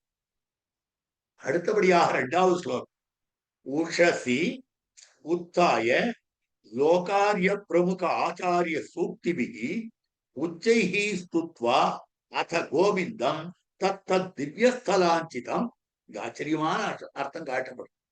காலை எழுந்ததும் என்ன நினைக்கணும், என்ன தியானம் பண்ணணும், எப்படிப்பட்ட விஷயங்களை சொல்லணும். சாமான்யமாக சொல்லப்பட்டிருக்கிற சாமானியாதிகாரிகளுக்கு சொல்லி இருக்கக்கூடிய பகவத் பிரபன்னர்களுக்கு பகவானிடத்தில் ஈடுபடக்கூடியவர்கள் பகவத் நிஷ்டர்களாக இருக்கக்கூடியவர்களுக்குன்னு சொல்லி இருக்கு. நாமளும் திருப்பாவையில பார்க்க உள்ளம் சிலம்பினகான் வாசுரத்துல உள்ளத்து கொண்டு முனிவர்களும் யோகிகளும் மெல்ல எழுந்து அரியன்ற பேரறம். உள்ளத்துல தியானம் பண்ணணும் அரியான எம்பெருமானை. வாக்காலே சொல்ல வேண்டியது ஹரி நாமத்தை என்று சாமான்யமாக எல்லாருக்கும் சொல்லக்கூடிய விஷயமாக அமைந்திருக்கிறது. ஹரீர் ஹரதி பாபானி துஷ்டசித்தைரபி ஸ்மிருதா அனிச்சையாபி சந்தட்டா தகத்யவகி பாவகா. ஹரியானவர் பாவங்களை எல்லாம் போக்குகிறார். துஷ்ட சித்தம் இருக்கிறவன் கூட ஹரிநாமம் சொல்லிட்டான்னா அவனுடைய பாவம் போயிடும். அது எப்படி போகும்?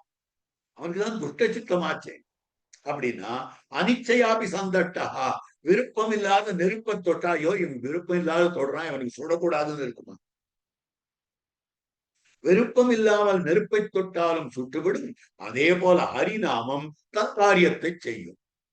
பிள்ளலோகாச்சார் ரொம்ப அழகா காட்டியிருக்கார். சொல்லும் கிரமமொழிய சொன்னாலும் தன் சொரூபம் கடன் இல்லாது, சொல்லும் கிரமத்தை மாத்தி சொன்னாலும் கூட தன்னுடைய சொரூபத்துல ரட்சகத்துவ சொரூபத்தில் அந்த மந்திரமானது நிற்கும். அந்த மந்திரம் ரட்சித்தே தீரும் அப்படின்றது பிள்ளலோகாச்சாரியர் மூச்சுப்படியில காட்டார். இதை வைத்துக் கொண்டு நாம் பார்ப்போமேயானால் ஹரிநாம ஸ்மரணம்ன்றது எல்லாருக்கும் சொல்லப்பட்டிருக்கிறது. பக்தர்கள் தான் சொல்லுகிறார்கள், பகவத் பக்தர்கள் தான் சொல்லுகிறார்கள். ஆனால் ஸ்ரீ வைஷ்ணவர்கள் எதை அனுசந்தானம் பண்ணணும்னா குரு பரம்பரை அனுசந்தானம் பண்ணணும். பூர்வாச்சாரியர்களுக்கு அமைந்திருக்கக்கூடிய விஷயங்கள், அவர்கள் பரமான ஸ்தோத்திரங்கள், அவர்களுடைய தனியங்களை நாம சொல்ல வேண்டும். குறைஞ்சபட்சம் ஸ்லோக குரு பரம்பரை வாக்கிய குரு பரம்பரையாவது மனசுல அனுசந்தானம் பண்ண வேண்டாம். அஸ்மத் தேசிகம் அஸ்மதீய பரமாச்சாரியான சேஷான் குரு ஸ்ரீமல் லக்ஷ்மண யோகி புங்கவ மகாபூர்ணவ முனிம் வியாமனம் ராமம் பத்மவிலோச்சனம் முனிவரம் நாதம் சடத்வேஷினம் சேனேசம் ஸ்ரீயமிந்திரா சகச்சரம் நாராயணம் சம்ஸ்தையன்னு சொல்லும்படியான நிலையாக அமைந்திருக்கிற நம்முடைய குரு பரம்பரையை நாம அனுசந்தானம் பண்ண வேண்டும். ஆக அப்படி பார்க்கிற பொழுது இந்த இடத்துல காட்டி இருக்கக்கூடிய விஷயம் பரேத்யு பশ্চিமே யாமே யாமின்யாசம் உபஸ்திதே பிரபுத்திய சரணங்கத்வா பராம் குரு பரம்பரா. தினச்சரியிலே பூர்வ தினச்சரியிலே எறும்பியப்பா அற்புதமாக காட்டியிருக்கிறார். அதனுடைய சங்கரம் தான் இது, இல்லை இதனுடைய விவரணம் அது. எப்படியும் வைத்துக் கொள்ளலாம்.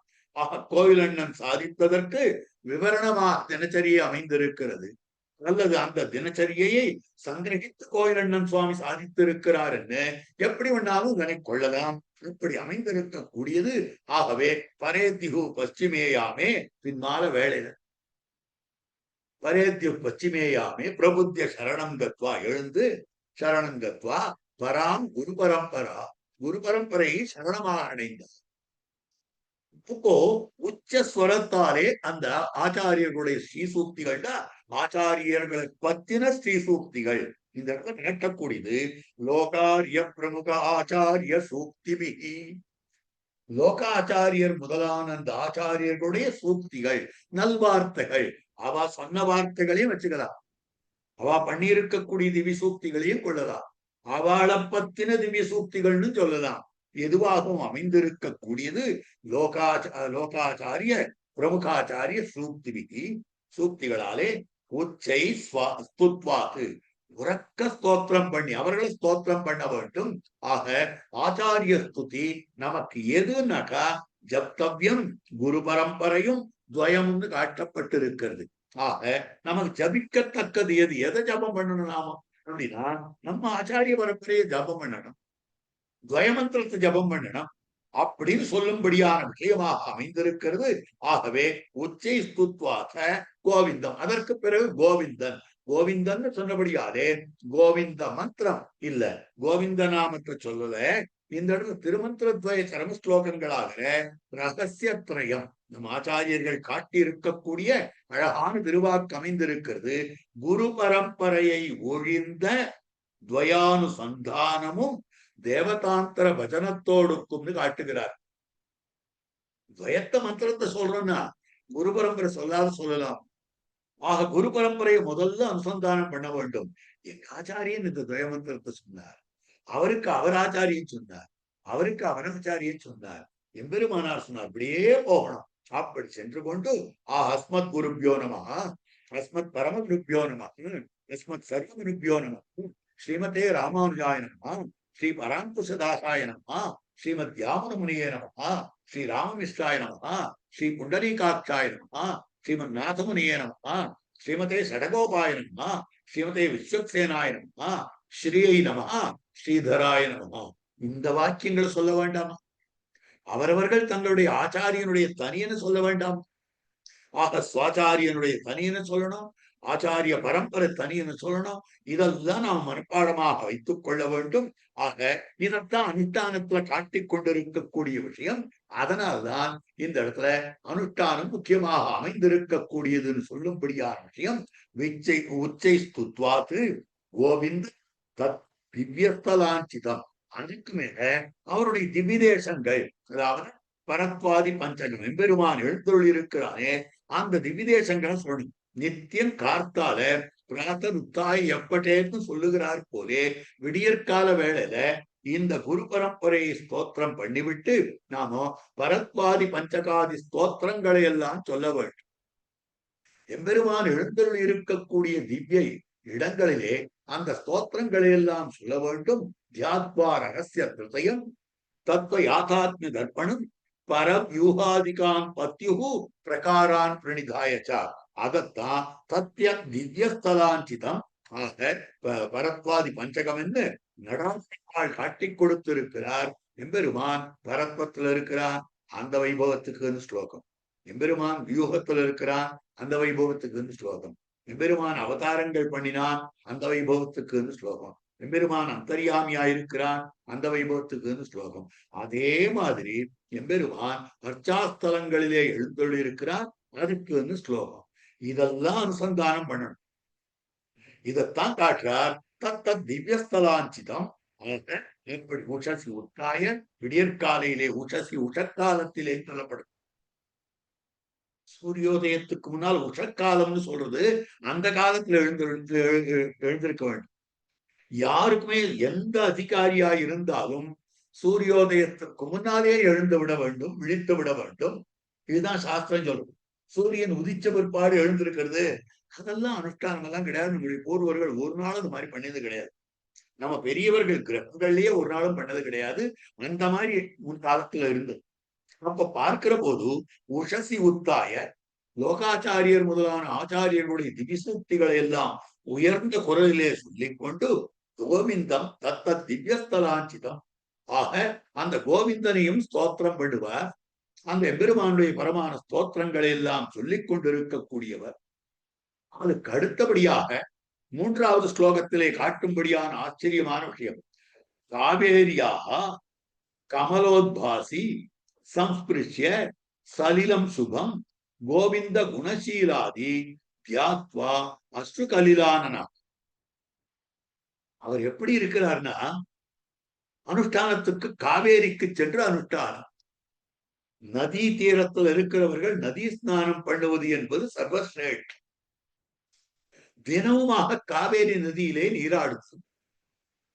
அப்படி தீர்த்தமாடுவதற்கு செல்லுகிற போது காவேரியாக கமலோத்பாசி சம்ஸ்பிருஷ்ய சலிலம் சுபம் ஆக அஸ்ரு கலிலானனாக கமலோத்பாசி கலிலானன்.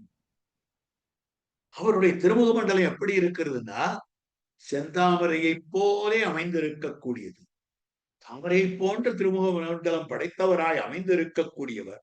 அப்படிப்பட்டவர் காவேரியாக சலிலம் சம்ஸ்பிருஷ்யா, காவேரி ஜலத்தை முதல்ல தொடர்ந்து நதியில போய் நேரம் காலை வச்சிடக்கூடாது. முதல்ல கையால தொட்டு சாதாரணமா எந்த விஷயத்துல இந்த மாதிரி நாம காலை எழுந்திருக்கிற போதும் கூட பூமி தேவியை பிரார்த்திக்கணும். பூமியே உன் மேல காலை வைக்க போறா என்ன க்ஷமிக்கணும். அந்த மாதிரி ஜலத்துல தீர்த்தம் ஆடுகிற போது நேர காலை கொண்டு வைக்கலாம். முதல்ல அதுல எடுத்து அந்த சம்ஸ்பிருஷ்ய நன்றாக தொட்டுவிட்டு அதற்கு மேல சலிலம் சுபம் சுபமாய் அமைந்திருக்கக்கூடிய அந்த ஜலத்தை, அதுக்கு மேல அடுத்த க்ஷணம் கோவிந்த குணசீலாதி, பகவானுடைய திருக்கல்யாண குணங்களை எல்லாம் நினைச்சு நினைச்சு கண்கள்ல நீர் ஊக்க வேண்டும். குலசேகராழ்வார் அற்புதமாக பாடும்படியான வாசு. வன்பொன்னி பேராறு போல் வரும் கண்ணநீர் கொண்டு அரங்கன் கோயில் திருமுத்தம் சேருசை தொண்டர் சேவடி. திருவரங்கத்துல ஒரு ஆச்சரியமான அனுபவம். புருஷர்கள்லாம் என்ன பண்ணுவார்கள், ஸ்திரீகள்லாம் என்ன பண்ணுவார்கள். ஸ்திரீகள்லாம் என்ன பண்ணுவாங்கன்னா, ஒரு சன்னதி வாசல்லையும் கோலப்பொடி எடுத்து கோலமிடுவார்கள், அலங்காரமாக கோலமிடுவார்கள். புருஷாளுக்கு என்ன வேலைன்னா அதை அழிக்கிறது தான் வேலை. அழிக்கிறது வேலைன்னா எதுக்காக அழிக்கிறா? ஒண்ணுமில்ல, ஏறடர்த்ததும் அந்த எம்பெருமா நப்பின்ன பிராட்டிக்காக எருதுகளை அடர்த்தானே, ஏனமாய் நிலம் கீண்டதும் அந்த எம்பெருமான் வராவதாரம் பண்ணினானே, முன்னி ராமனாய் மாரடர்த்ததும் விரோதி வர்க்கங்களை எல்லாம் கிழங்கெடுத்தானே, மண்ணளந்ததும் உலகளந்த பெருமாளாக இருந்தானே, சொல்லிப்பாடி இந்த சரித்திரங்கள் எல்லாம் சொல்லுகிறார்கள். நப்பிந்த நாயகா ஸ்ரீராமபிரானே, உலகளந்த பெருமாளே, வராக பெருமாளே அப்படின்னு அவனுடைய குணகீர்த்தனங்களை பண்ணுகிறார்கள். பகவத் கல்யாண குணகீர்த்தனம் பண்ணா என்ன ஆகும்? சொல்லி பாடி வன்பொன்னி பேராறு போல் வரும். ஆக திருவரங்கம் கோவிலுக்கு வெளியில உபய காவேரி, 2 காவேரி. அதே மாதிரி உள்ளுக்குள்ள இருக்கக்கூடிய அந்த சந்நிதியில ஒரு பக்தருடைய கண்ணிலிருந்தும் 2 காவேரி வழியறது. வன்பொன்னி பேராறு போல் வரும் கண்ணநீர் கொண்டு அந்த ஜலம் என்ன பண்றதுன்னா, கீழே கோலம் போட்டிருக்காளே அந்த இடத்துல வரும், அந்த கோலத்தை அழிச்சுடுறது. அது மேல இவா குதிச்சு ஆடுகிறார்கள். சேரு செய் தொண்டர் சேவடி செழும் சேரன் சென்னிக்கணிவனே அப்படின்னு காட்டுகிறார். ஆகவே அப்படி அந்த தீர்த்தமாடும்படியான வைபவத்தை இந்த காட்டியிருக்கக்கூடிய விஷயம். ஆக அப்படி பகவத் கல்யாண குணங்களை தான் தியானம் பண்ணுகிறார் தீர்த்தம் ஆடுவதற்கு முன்னாலே என்று காட்டியிருக்கக்கூடிய விஷயம். அடுத்தபடியாக ரோமாஞ்சித சித சலங்காத்ரா, பகவத் கல்யாண குணத்தை நினைச்சா என்ன ஆகும்னா ரோமாஞ்சமான திருமேனி படைத்தவர். சாமான்யமா எறும்பியப்பா காட்டியிருக்கிறார் பூர்வ தினச்சரியாவிலே. மந்திர ரத்னானுசந்தான சந்தத ஸ்புரிதாதரம் ததர்த்த தத்துவ நித்தியான சன்னத்த புலகோத்கமம். மந்திர ரத்ன அனுசந்தான, மந்திர ரத்னத்தை அனுசந்தானம் பண்ணுவாரா. மந்திர ரத்னம்னா நம்முடைய சம்பிரதாயத்துல மந்திர ராஜம் திருமந்திரத்துக்கு பெயர், மந்திர ரத்னம் துவயமந்திரத்துக்கு பெயர். ராஜாவும் ஆசைப்பட்டு தலைக்கு மேல எடுத்து வைத்துக் கொள்வது ரத்னமானபடியாலே மந்திர ரத்னத்துக்கு ஏத்த. சம்பிரதாயத்திலேயே பல ரத்னங்கள் இருக்கு. புராண ரத்னம் ஸ்ரீவிஷ்ணு புராணத்துக்கு பெயர். ஸ்தோத்திர ரத்னம் ஆளவந்தார் சாதித்திருக்கக்கூடிய அந்த ஸ்லோகங்களுக்கு, ஸ்தோத்திரத்துக்கு, பகவத் பரமான ஸ்தோத்திரத்துக்கு ஸ்தோத்திர ரத்னம்னு திருநாமம். அதே மாதிரி துவய மகாமந்திரத்துக்கு மந்திர ரத்னம்னு பேர். அந்த மந்திர ரத்ன அனுசந்தானம் அந்த மந்திர ரத்னத்தை தான் அனுசந்தானம் பண்ணுங்கபடியாலே எப்பவும் அவருடைய உதடு துடைத்துக் கொண்டிருக்கு. ததர்த்த தத்துவ நித்யானம், அதனுடைய அர்த்தத்தினுடைய உண்மையை தியானம் பண்ணி பண்ணி சன்னத்த புலகோத்கமம் திருமேனியானது ரோமாஞ்சமாக அமைந்திருக்கும். மயிர்கூச்சல் இருந்ததாய் அமைந்திருக்கக்கூடிய திருமேனி படைத்தவர். ஆக எதை பார்த்தாலும் எந்த அர்த்தத்தை எடுத்துக்கொண்டாலும் கூட இவர்கள் திருமந்திரார்த்தம் பார்ப்பர்கள், துவயார்த்தம் பார்ப்பர்கள், சர்மஸ்லோகார்த்தம் பார்ப்பர்கள். அப்படி இருக்கிற போது ரோமாஞ்சித கீழே கோவிந்தனுடைய குணங்களை எல்லாம் நினைச்சா கண்கள்ல ஜலம் பெருகித்து, ஜலம் பெருகினதோட நீலே இந்த கோவிந்த குணங்களாலே என்ன ஆயிற்றுனால் ரோமாஞ்சித சலத்காத்திரா பக்தியா பரமையையும் பரமையைவையா மேலான பக்தி, பரம பக்தி தலையெடுத்திருக்கக்கூடிய நிலை. ஆக அப்படி பகவானிடத்திலே இருக்கக்கூடிய ஈடுபாடு ததனுகுணமாக யார் புனரதி தீர்த்தம் சங்காக்கிய தன்மந்தே வரையோகினம். சாமான்யமா சொல்லும்படியான விஷயம், கங்கையில் புனிதமாய காவிரி நடுவு பாட்டு பொங்கு நீர் பறந்து பாயும் பூங்கொழில் அரங்கன் தன்னுள் எங்கள் மால் இரவநீசன் கிடந்ததோர் கிடக்க கண்டும் எங்கனம் மறந்து வாழ்கேன் ஏழையேன் ஏழையேன். கங்கையில் புனிதமாய காவிரி, கங்கையை போல புனிதமானது, கங்கையை விட புனிதமானதுன்னு சொல்லலாம். ஏனென்றால் கங்கைக்கு ஒரு தேவதாந்தரத்தினுடைய சம்பந்தம் இருக்கிறது. ஆனால் பெருமாளுடைய திருவடிகளை தழுவிக் கொண்டு வருகிறபடியாலே திருவரங்க பெருநகருள் தண்ணீர் பொன்னி திரைக்கையால் அடி வருட பள்ளி கொள்ளும் என்று அந்த காவிரி ஆறானது திருவரங்கத்தம் பெருமானுடைய திருவடியை தழுவிக்கொண்டு வருகிறபடியாலே அதற்கு இருக்கக்கூடிய அபாரமான பெருமை. அதை பார்க்கிற பொழுது கங்கா நதிக்கு பெருமை சாமான்யமா சொல்றது உண்டு. பெரியாழ்வாரே பாசுரம் பாடுகிறார், கண்டம் என்னும் கடிநகருக்கு கங்கை கங்கை என்ன வாசகத்தாலே கடுவினை களைந்திடகிற்கும் கங்கையின் கரைமேல் கழிதொழ நின்ற கண்டம் என்னும் கடிநகரே தங்கை மூக்கும் தமையனை தனையும் தடுத்து என் தாசனி போய் எங்கும் தன்புகழாய் இருக்கிற சான்று எம் குருடோத்தம் இருக்கை கங்கை கங்கை என்ற வாசகத்தாலே. கங்கைன்னு சொன்னாலே பாவம் போகும் சொல். அதை விட அதிக புனிதமாக அமைந்திருக்கக்கூடியது இந்த கங்கா நதி, அந்த காவேரி நதி. இந்த காவேரி ஆற்றுக்கே புனிதத்தன்மையை கொடுக்கக்கூடியவர் மணவாள மாமனிகள். அதனால காட்டக்கூடிய விஷயம். ஆகவே புனாதி தீர்த்தம் சங்காக்கிய தம்பந்தே வரையோகினம். அப்படிப்பட்டவர் அடுத்த ஸ்லோகத்துல காட்டியிருக்கக்கூடிய விஷயம் விலக்கணமாக காட்டுகிறார்கள். அதாவது பகவத் சாஸ்திர நிர்திட்ட விதினைவ நிமஜ்ஜயா. ஆக சாஸ்திரத்துல எப்படி தீர்த்தமாடணும், நல்ல அகமர்ஷன ஸ்நானம் பண்ண வேண்டும், மூழ்கி குளிக்க வேண்டும், இத்தனை தரம் முழுக வேண்டும், இதெல்லாம் சொல்லு. பகவத் சாஸ்திரத்துலன்னா சாஸ்திரங்களிலே சொன்ன பிரகாரம் தீர்த்தமாடுதல். இது காமியமாக பண்ணக்கூடியதான தீர்த்தமாடுறது இல்லை. இவா போய் தீர்த்தமாடுறதுன்னு சொன்னால் ஏதோ இந்த தீர்த்தத்தை தீர்த்தமாடினா இந்த பலன் கிடைக்கும், இதுல தீர்த்தமாடினா இந்த பலன் கிடைக்கும், அங்க போய் தீர்த்தமாடினா இந்த பலன் கிடைக்கும் அப்படின்னு சொல்றது தீர்த்த யாத்திரையெல்லாம் பண்றது. மோட்ச பலனுக்காகவும் பண்றது உண்டு, மற்ற பலன்களுக்காகவும் பண்றது உண்டு. தம்பதிகளா தீர்த்தமாடணும்வா என்னென்னமோ விஷயங்கள்லாம் இருக்கு. அதை பத்தின பேச்செல்லாம் காமியமான விஷயங்களை நம்முடைய ஆச்சாரியர்கள் ஒரு நாளும் தொடமாட்டார்கள். பகவன் மந்திரத்தையே திருமந்திரத்தையே அதனை அர்த்த போதனத்தால்தான் இது ரட்சிக்கணுமே ஒழிய வேற ஏதாலும் கொண்டு ரட்சிக்க மாட்டோம், ரட்சணத்தை பெற மாட்டோம் அப்படின்னு தெரிவிக்கிறார்கள்.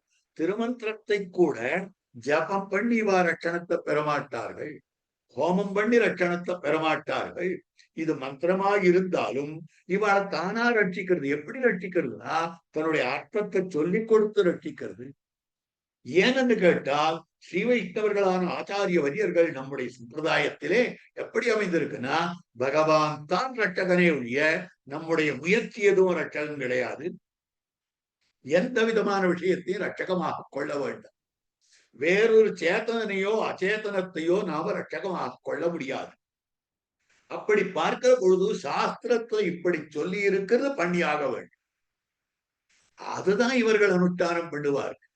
அந்த அனுஷ்டானத்திலேயும் கூட எதை செய்யாவிட்டால் பாபம் சம்பவிக்குமோ அதை செய்வர்களே ஒழிய எதை செய்தால் புண்ணியம் வரும், பலம் வரும் சொல்லியிருக்கோ அதை செய்ய மாட்டார்கள். அதெல்லாம் காமிய கர்மாக்கள். ஆக நிமஜ்ஜேயாக ஆக எவரொருவர் அற்புதமாக தீர்த்தமாடினாரோ அதுக்கு மேல சந்நியாசாசிரமத்துக்கு அடுத்ததாக அமைந்திருக்கக்கூடிய திவ்ய காஷாய, திவ்யமாய் அமைந்திருக்கக்கூடிய அற்புதமான காஷாய வஸ்திரத்தை, சுத்த காஷாய வஸ்திரத்தை தரித்துக் கொண்டு சுத்தோர்வ குன்றம் அந்த இடத்துல காட்டும்படியான விஷயமாக அமைந்திருக்கிறது. ஆம்லான கோமலாகாரம் ஆதாமிர விமலாம்பரம் ஆபீன விபுலோரஸ்கம் ஆஜான புஜபூஷணம் மிருணாள தந்து சந்தான தவளத்விஷா சோபிதம் யஜ்ஞசூத்ரேண நாபிபிம்ப சனாபினா அம்போஜ பீஜ மாலாவீர விஜாத புஜாந்தரம் ஊர்துவபுன்றை உபஸ்லிஷ்டம் உச்சிதஸ்தான லட்சணை. அப்படியே காட்டார். அந்த இடத்துக்கு சங்கிரகம் போல இருக்கு.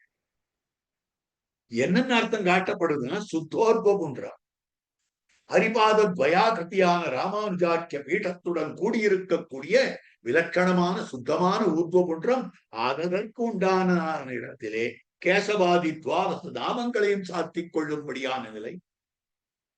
அதுக்கு மேல மாலாதி பூஷணம் பூஷிதாக. மாலாதி பூஷிதான ஒரு ஸ்ரீவைஷ்ணவ லட்சணம் காட்டுகிற போது இந்தந்த அடையாளங்கள்னு சொல்ற. ஏகண்ட லக்ன துளசி நளினாட்சமாலா ஏ பாகுமூல பரிச்சின்வத சங்கச்சக்ரா ஏவா லலாட்ட பலகேல சதூர்துவபுன்றாக தே வைஷ்ணவாக ஏகண்ட லக்ன துளசி நளினாட்சமாலா. யாருடைய கழுத்துல துளசி நளினாட்ச மாலை இருக்கிறதோ, துளசி மணி மாலையை சாத்திக் கொண்டிருக்கிறார்களோ, தாமரமணி மாலையை சாத்திக் கொண்டிருக்கிறார்கள், ஏவா லலாட்ட பலகேல சதூர்துவபுன்றா எவர்களுடைய அற்புதமான நெற்றியிலே மேல் நோக்கி இடப்படும்படியான ஊர்துவபுன்றம் அமைந்திருக்கிறது. ஏ பாகுமூல பரிச்சின்வத சங்கச்சக்ரா ஆருடைய பாகுமூலங்களிலே சங்கச்சக்கர லாஞ்சனம் அமைந்திருக்கின்றன. தே வைஷ்ணவாகா அப்படிப்பட்டவர்கள் ஸ்ரீ வைஷ்ணவர்கள் சொல்லப்படுகிறார்கள். ஆக இந்த அடையாளங்களோடு அந்த அனுஷ்டானத்தை முடிக்கிறார், அனுஷ்டானத்தை பண்ணுகிறார். அதுக்கு மேல மகாமந்திராதி சம்ஜப்யா, அதுக்கு மேல சன்னியாசிகளுக்குன்னு சில மந்திரங்கள்லாம் இருக்கு. ஆக துரிய சந்தியா ஜபம் அப்படின்னு எல்லாம் பல ஜபங்கள் இருக்கு அவளுக்கு. அப்படி சன்னியாசிகள் எதை ஜபிக்க வேண்டுமோ அந்த மந்திரங்கள் எல்லாம் ஜபிக்கும்படியான விஷயமாக அமைந்திருக்கிறது. ஆக எதி தர்மத்திலே பார்க்கிற போது காயத்ரி ஜபத்துல கூட கிரகஸ்தர் ஒரு விதமா ஜபிக்கணும், சன்னியாசிகள் மற்றொரு விதமா ஜபிக்கணும்னு இருக்கிறது. ஆகவே அதற்கனுகுணமாக மகாமந்திராதி சம்ஜப்ய விசிஷ்டைஹி பரிவாரிதா ஸ்ரீரங்கதா கூட விசிஷ்டர்களாக இருக்கக்கூடிய மகாத்மா, சிறப்புற்றவர்களாக இருக்கக்கூடியவர்கள், அவர்களோடு சேர்ந்து ஸ்ரீரங்கதாம சம்சேவியா திருவரங்கத்தம் பெருமான போய் சேவிக்கிறார். ஆக திருவரங்கத்தம் பெருமானைத்தான் சேவித்து விட்டு ததசார்த்தம் வினிர்கம்ய மகத்தி ஸ்ரீமதி துவாரே இத்தியாதி ஸ்லோகங்களை இதெல்லாம் விவரிச்சு காட்டியிருக்கு. மகத்தி ஸ்ரீமதி துவாரே கோபுரம் சதுரானனம். அங்க எந்த கிரமத்துல சேவிக்க வேண்டுமோ அந்த கிரமத்தில் திருவரங்கத்தம் பெருமான சேவிக்கிறார். இது 6வது ஸ்லோகம். 7வது ஸ்லோகத்திலையும் காட்டுறார். ஆராத்திய ரங்கராஜாதீனு அனுயாகம் விதாயச்சா அபுநாத்து அமிர்தைஹி ஆர்யா தம்பந்தே வரயோகினம். அந்த வரயோகியை வணங்குகிறேன். ஆறேனால் 7வது ஸ்லோகத்துல காட்டுறார். ஆராத்திய ரங்கராஜாதீன், ரங்கராஜன் முதலான திருவரங்கத்தெம்பெருமான் தொடக்கமாக அற்புதமா இதை விவரிச்சு காட்டியிருக்கார். எப்படி சேவிக்க எழுந்தொழுகிறார் என்பதை விரும்பியப்பா காட்டுறார். தேவி கோதா யதிபதி ஷடத்வேஷ்ணவ் ரங்கசிருங்கம் பூமானீளா குருஜனவிரதா என்று அப்படி காட்டக்கூடிய விஷயம். தேவி கோதா யதிபதி ஷடத்வேஷ்ணவ் ரங்கசிருங்கம் பூமானீளா குருஜனவிரதா பூருஷ சேத்தியமீஷாம் என்று இப்படியெல்லாம் காட்டியிருக்கக்கூடிய விஷயமாக அமைந்திருக்கிறது. அப்போ கோதாதேவியை சேவித்துக் கொண்டு முதல்ல ஆண்டாள் சன்னதி சேவிக்கக்கூடியதாக அமைந்திருக்கக்கூடியது யதிபதி. அடுத்தபடியாக எம்பெருமானார் சன்னதியிலே கோவில் மங்களாசாசன கிரமத்தை கூறுவதாக அமைந்திருக்கிறது. முதலிலே ஆண்டாளை தேவி கோதா யதிபதி ஷடத் வைஷ்ணவ் ரங்கசிருங்கம் சேனாநாதோ விஹக விஷபா. அடுத்தபடியாக ஆண்டாள் எம்பெருமானார் நம்மாழ்வார், பிரணவாகார விமானம் என்ன, சேன முதலியார், பெரிய திருவடியான பட்சிராஜனான கருடாழ்வார், ஸ்ரீ ரங்கநாதன், ஸ்ரீரங்கநாச்சியார், ஸ்ரீபூமி தீவா நீலா தேவிகளால் சூழப்பெற்றிருக்கக்கூடியவராய் இருக்கிற பரமபதநாதன் இவர்கள் திருமுன்பே அங்கங்க மங்களாசாசனம் பண்ணுகிறார். மங்களாசாசனம் திருத்வா தத்திர தத்திர யதோசிதம் என்று சொல்லும்படியான விஷயம். ஆங்காங்கு எப்படி மங்களாசாசனம் பண்ண வேண்டுமோ அந்த சமயத்து அந்த பிரகாரத்திலே அந்தந்த எம்பெருமான்களுக்கும் ஆழ்வார்களுக்கும் ஆச்சாரியர்களுக்கும் மங்களாசாசனம் பண்ணுவதைத்தான் இதுல காட்டியிருக்கக்கூடிய விலட்சணமாக அமைந்திருக்கக்கூடிய ஸ்லோகம். அதைத்தான் காட்டுறார். ஸ்ரீரங்கதாமம் சேவிய தத்வானி உபபிரம்யச்சா.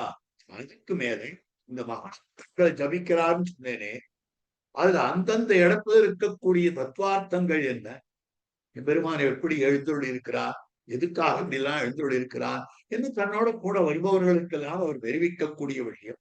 அதற்கு பிறகு தம்முடைய அற்புதமாய் அமைந்திருக்கக்கூடிய திருமாளியில் ஏதாவது மഠத்திலே ஸ்ரீமடத்திலே தான் சென்று ஆராத்திய ரங்கராஜாதீன் ஆராத்திய ஸ்ரீநிதிம் பశ్చాத் அனுவியாகம் விதாயச்சா.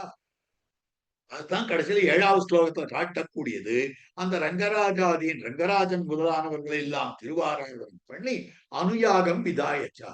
திருவாராதனத்துக்கு பலமே பிரசாத ஸ்வீகாரம் பண்ணிட்டாதான் திருவாராதனம் பூர்த்தியாகும். அதனால்தான் அதுக்கு பேர் அனுயாகம்னு பேர். திருவாராதனம் பண்ணுவது யாகம். யஜ தேவ பூஜாயாம்னு தாத்து. ஆக தேவ பூஜாயாம் என்கிற தாத்துவிலிருந்து நிற்பன்னமாய் அமைந்திருக்கக்கூடிய யாகம்னு சொன்னால் பெருமாளுக்கு பண்ணும்படியான திருவாராதனம், அது யாகம். அடுத்தது அனுயாகம்னு சொன்னால் அந்த யாகத்தை ஒட்டினா போல இருக்கக்கூடிய மற்றொரு யாகம் உடன் இருக்கக்கூடியது. அப்பதான் அது பூர்த்தியார். எப்படி ஒரு யஜ்ஞம் யாகம்னு சொன்னோமே ஆனால் அது தட்சணை கொடுத்தால்தான் பூர்த்தியாகிறதோ, அதே மாதிரி பிரசாத ஸ்வீகாரம் பண்ணி கொண்டால்தான் நமக்கு இந்த யாகம் பூர்த்தியாகும். ஆகவே அனுயாகம் விதாயச்சா. அப்ப பிரசாதம் அதை ஸ்வீகாரம் பண்ணி கொள்ளுகிறார் மாமுனிகள். உடனே அந்த பிரசாத ஸ்வீகாரம் பண்ணிட்டு விற்பாடு மாமுனிகளுடைய பிரசாதம் சிஷ்யாளுக்கெல்லாம் வேண்டாமா? அவர்களெல்லாம் கிடைக்காதா?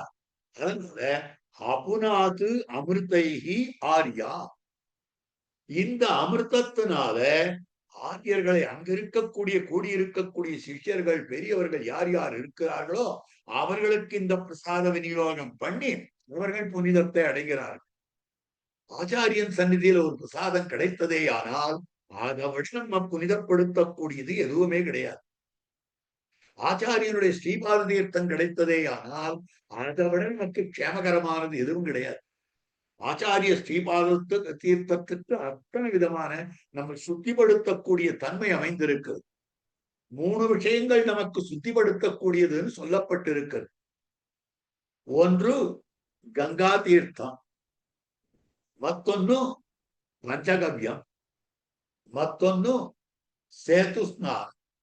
3 சாறுகள். கங்கா தீர்த்தம் எப்படிப்பட்டனா சடைச்சாறு.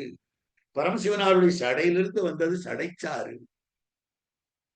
அடுத்து பஞ்சகவ்யம் சாணகச்சாறு, பசுஞ்சாணகத்திலிருந்து பண்ணப்படுகிறதானபடியாலே அதனால அது சாணகச்சாறுன்னு சொல்லப்படுகிறது.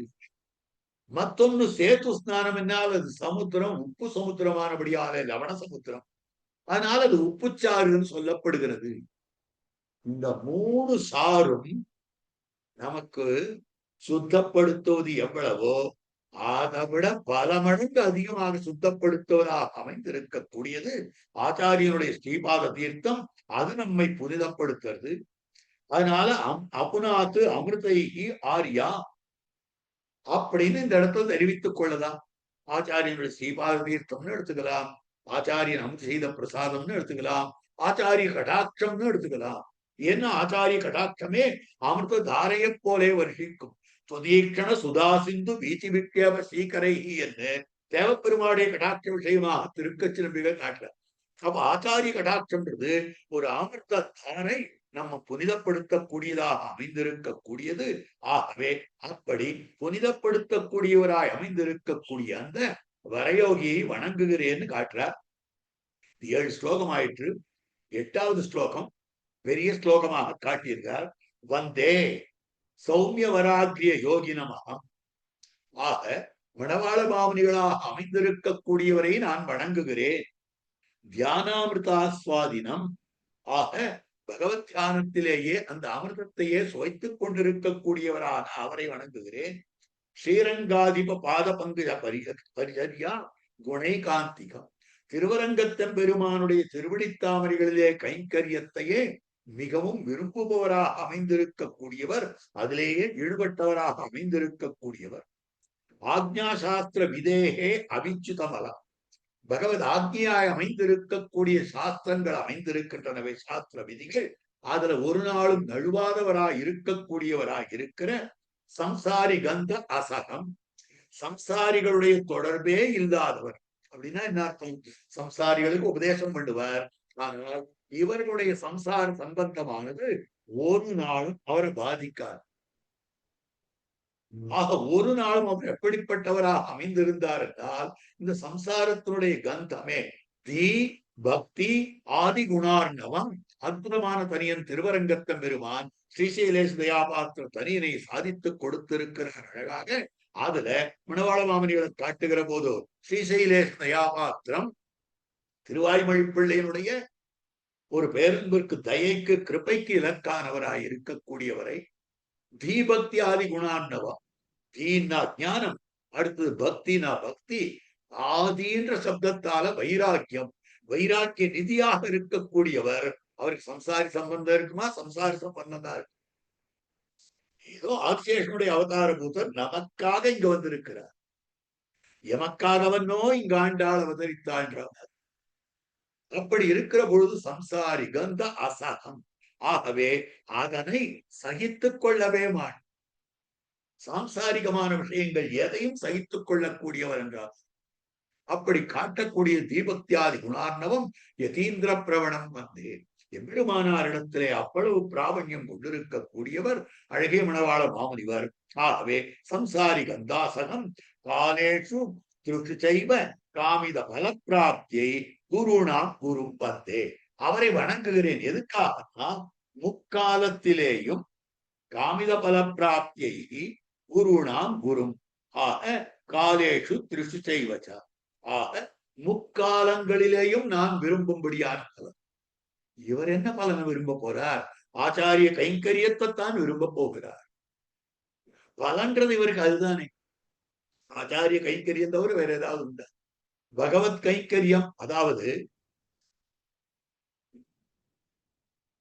கர்மஜான பக்தி யோகங்களை பத்தும் அவர்கள், அவளுக்கு என்ன கிடைக்கும்னாக்கா பகவத் அனுபவம் கிடைச்சு ஆனந்தமா இருந்துட்டு பார்த்தோட சரி. அதுதான் சாயுஜ்யம், சாயரூபியம், சாமீபியம் அப்படின்னு மோட்சங்கள். சரி, அது இல்லாமல் சரணாகதி நிஷ்டர்களாக இருக்கக்கூடியவர்களுக்கு பகவத் கைங்கரியம் கிடைக்கும். ஆச்சாரிய நிஷ்டர்களாக இருக்கக்கூடியவர்கள், ஆச்சாரியோபாய நிஷ்டர்களாக இருக்கக்கூடியவர்களுக்கு எத்திரத்தும் இன்பம் இங்கும் அங்கும் எங்கும் ஆகும் என்று எல்லா இடத்துலயும் ஆச்சாரிய கைங்கரியம். ஆக முக்காலத்திலேயும் இவருக்கு ஆச்சாரிய கைங்கரியம் எனக்கு கிடைக்க வேண்டும், கிடைக்க வேண்டும் என்று காலேஷு திருஷ்டி செய்வ காமித பல பிராப்தியை, நான் விரும்பும்படியான பலன் கிடைப்பதற்காக குருணாம் குரு மனவாளவங்களை காட்டுகிற போது தேசிகோ தேசிகானா அற்புதமாக காட்டக்கூடிய விஷயமாக இருக்கிறது. தேசிகோ தேசிகானா, ஆச்சாரியர்களுக்கெல்லாம் ஆச்சாரியனாக அமைந்திருக்கக்கூடியவர் தெரிவிக்கப்படுகிறார். ஆகவே அதனால்தான் ஆச்சாரியர்கள் எல்லாருக்கும் ஆச்சாரியன். அது புரியல சுவாமி. திருவாய்மொழி பிள்ளை இவருக்கு ஆச்சாரியன், பிள்ளலோகாச்சாரியர் திருவாய்மொழி பிள்ளைக்கு ஆச்சாரியன், வடக்கு திருவிதி பிள்ளை பிள்ளலோகாச்சாரியருக்கு ஆச்சாரியன். இப்படி இருக்கிற போது ஆச்சாரியர்கள் எல்லாருக்கும் ஒரு ஆச்சாரியன் எப்படி சொல்ல முடியும்? அப்படி ஸ்ரீமத் ரங்கம் ஜெயதுபரமம் தாமதேஜோ நிதானம் பூமா தஸ்மின் பகது குசலி கோபி பூமா சகாய திவ்யம் தஸ்மை திசது விபவம் தேசிகோ தேசிகானா காலே காலே வரவரும் கல்பயன் மங்களானி. அப்ப தேசிகோ தேசிகானான்னு சொல்லப்பட்டிருக்கிறது. தேசிகர்களுக்கெல்லாம் தேசிகராக இருக்கிறார். அப்படின்னா என்ன அர்த்தம்? அப்போ இப்படி பார்க்கணும். அதாவது எல்லாருக்கும் பிரதமாச்சாரியன் ஆறு அப்படின்னு கேட்டா லக்ஷ்மிநாத சமாரம்பா நாசயாமன மத்தியமா அஸ்மதாச்சாரிய பரியந்தா வந்தே குரு பரம்பரா லட்சுமிநாதன் தான் முதல் ஆச்சாரியன். ஈஸ்வரன் தானும் ஆச்சாரியத்துவத்தை ஆசைப்பட்டிருக்கும் ஆகையிலே குரு பரம்பரையிலே அன்பயித்ததும் ஸ்ரீ கீதையும் அபயப்பிரதானமும் அருளி செய்ததுன்னு காட்டுறார். அப்ப குரு பரம்பரையில முதல் ஆச்சாரியன் எம்பெருமான். ஆகவே எம்பெருமானுக்கு ஆச்சாரியன். அந்த எம்பெருமான் தான் மற்றவாளுக்கெல்லாம் ஆச்சாரியன். அவன் உபதேசித்த திருமந்திரம், அவன் உபதேசித்த துவயமந்திரம், அவன் உபதேசித்த சரமஸ்லோகம், இதை யார் உபதேசிக்கிறாரோ அவருக்கு தான் ஆச்சாரியன். நேரே ஆச்சாரியன் என்பது சம்சார நிவர்த்தகமான பெரிய திருமந்திரத்தை உபதேசித்தவனை. அப்படிப்பட்ட ஆச்சாரிய வரியராக அமைந்திருக்கக்கூடிய எத்தனை பேர் இருந்தாலும் வாழ்க்கைதான் ஆச்சாரியன் எம்பெருமான். அந்த எம்பெருமானான பெரிய பெருமாளுக்கும் கூட இவர் ஆச்சாரியர்னா, அப்ப அந்த எம்பெருமானாலே ஆச்சாரியனாக யார் யார் ஆயிருக்காளோ அவளுக்கு பேர் ஆச்சாரியர் ஆயிருக்கிறாரு. தேசிகோ தேசிகானாம், தேசிகர்களுக்கெல்லாம் தேசிகராக தாம் அமைந்திருக்கக்கூடியவர். தேசிகன்னா ஆச்சாரியன் அர்த்தம். ஆச்சாரியர்களுக்கும் ஆச்சாரியராகத்தான் அமைந்திருக்கிறார் என்று சொல்லும்படியான விஷயம் இவரிடத்திலே திருவரங்க தெம்பெருமான் நம்பெருமாள் தாம் ஈடு கேட்டு அதற்கு குணமாக தனியன் சமர்ப்பித்தார் சிஷ்ய கிருத்தியம். ஒரு சிஷ்யன் ஆச்சாரியனுக்கு பண்ணுவது. ஆச்சாரியன் சம்பாவனை பண்ண வேண்டும். சேஷபரியங்கத்தையே அவருக்கு கொடுத்தார். எம்பெருமானார் எல்லா இடத்துலையும் சேஷபரியங்கம் இல்லாமலேயே எழுந்தருளி இருக்கிறார். ஆனால் மணவாளமாமணிகள் சேஷபரியங்கத்திலேயே சேஷாசனத்திலேயே எழுந்தருளி இருக்கிறது. இது நம்பெருமாள் கொடுத்த பரிசாக அமைந்திருக்கிறது. ஒரு சிஷ்யனுடைய கர்த்தவியாம்சம் ஆச்சாரியனுடைய தீர்த்த திருவுத்தியனத்தை அனுசரிக்க வேண்டும். அதனை அனுஷ்டிக்கிறான் நம்பெருமாள். அப்ப பார்க்கிற போது தேசிகோ தேசிகானாம்னு சொல்லும்படியான விஷயம் பிரதமாச்சாரியனுக்கும் ஆச்சாரியனாக அமைந்திருக்கிறவர். அதனால இது ஒரு ஆச்சாரிய ரத்ன வாரம் ஆக பெரிய பெருமாள் தொடங்கி மணவாள மாமனிகள் பரியந்தமாக திரும்பி பெரிய பெருமாளுக்கும் மணவாள மாமனிகளுக்கும் கூட ஒரு ஆச்சாரிய சிஷ்ய சம்பந்தம் அறியும்படியாக ஆச்சாரிய ரத்ன வாரமாக அமைந்திருக்கிறது. ஆகவே குருனாம் குருவாக அமைந்திருக்கக்கூடியவர் என்று இந்த 8 ஸ்லோகத்தாலே அற்புதமாக காட்டப்பட்டிருக்கக்கூடிய அர்த்தங்கள். மாமனிகளுடைய அவதார ரகசியம் என்ன? அவர் திருப்பள்ளி உணரும் போது அனுசந்திக்கும்படியான விஷயங்கள் என்ன? எம்பெருமானுடைய திருக்கல்யாண குணங்களை எப்படி தியானிப்பார் என்பது என்ன? அவர் தீர்த்தமாடி எப்படி அனுஷ்டானம் பண்ணுகிறார் கண்டருளுகிறார் என்பது என்ன? பகவத் சாஸ்திர விதிப்படி ஊர்து குன்றாதிகள் எல்லாம் எப்படி தரிக்கிறார் என்பது என்ன? அவர் பண்ணும்படியான மந்திர ஜபம் பெருமாளுடைய சேவை. அதற்கு மேற்பட நம்முடைய ஸ்ரீமடத்திலே அவர் பகவத் ஆராதனம் பண்ணும்படியான கிரமம் என்ன? அதற்கு பிறகு அவருடைய திருக்கல்யாண குணங்கள் எப்படிப்பட்ட கல்யாண குணங்கள் என்றால், மணவாள மாமனிகள் என்கிற திருநாமம் தியானத்திலே தத்பரராக அமைந்திருக்கக்கூடியவர், ஸ்ரீரங்கநாதனுடைய விலட்சணமான கைங்கரியத்திலே ஈடுபட்டவராக இருந்திருக்கக்கூடியவர், சாஸ்திரார்த்தங்களை 10 அனுஷ்டிக்கக்கூடியவர்கள், அதற்கு மேற்பட துளிவு வைராக்கிய நிட்டராக அமைந்திருக்கக்கூடியவர், அடியவர்களுக்கு அவர்கள் விரும்பும்படியான உத்தம பலன்களை கொடுக்கக்கூடியவர் என்று இத்தனை கல்யாண குணங்களை உடையவரான மணவாளமாமனிகளை வணங்கி வழிபட வேண்டும். ஆக இப்படி ஒரு ஸ்தோத்திரத்தை நானும் நிச்சலம் அனுசந்தானம் பண்ணினோமே ஆனால் நமக்கும் கூட ஆச்சாரிய சிரேஷ்டருடைய அனுகிரகமானது பரிபூர்ணமாக கிடைக்கும். அந்த ஆச்சாரியருடைய விலட்சணமான இந்த வைபவத்தை காட்டக்கூடிய இந்த வரவணிமணி அட்டகம் என்னும்படியான கிரந்தத்தை இந்த போட்டியிலே விண்ணப்பம் பண்ண வேண்டும் என்று அடியேனை நியமித்த திருவேந்திரபுரம் ஸ்ரீ மணவாள மாமனிகள் சன்னதியினுடைய நிர்வாகர்களாய் அமைந்திருக்கக்கூடிய மகனீயர்கள், இந்த கைங்கரியத்திலே ஈடுபட்டிருக்கக்கூடிய மகனீயர்கள் அத்தனை பேருடைய திருவடித்தாமரைகளிலேயும் வாழி வாழி வாழி என்று வல்லாண்டு பாடிக்கொண்டு அடியார்கள் வாழ, அரங்கநகர் வாழ, சடகோபன் தண்டமிழ் நூல் வாழ, கடல் சூழ்ந்த மண்ணுலகம் வாழ, மணவாள மாமனியே இன்னும் ஒரு 100 ஆண்டிரும் என்று மாமனிகளுடைய திருவடித்தாமரைகளுக்கும் வாழி வாழி வாழி என்று பல்லாண்டு பாடிக்கொண்டு க்ஷமிக்கும்படியான பிரார்த்தனையோடு அடியனுடைய வார்த்தைகளை நிறைவுறுத்துகிறேன். ஸ்ரீமதே ரம்யஜா மாத்ரு முனீந்திராய மகாத்மனே ஸ்ரீரங்கவாசினே பூயாத் நித்யஸ்ரீர் நித்யமங்களம்.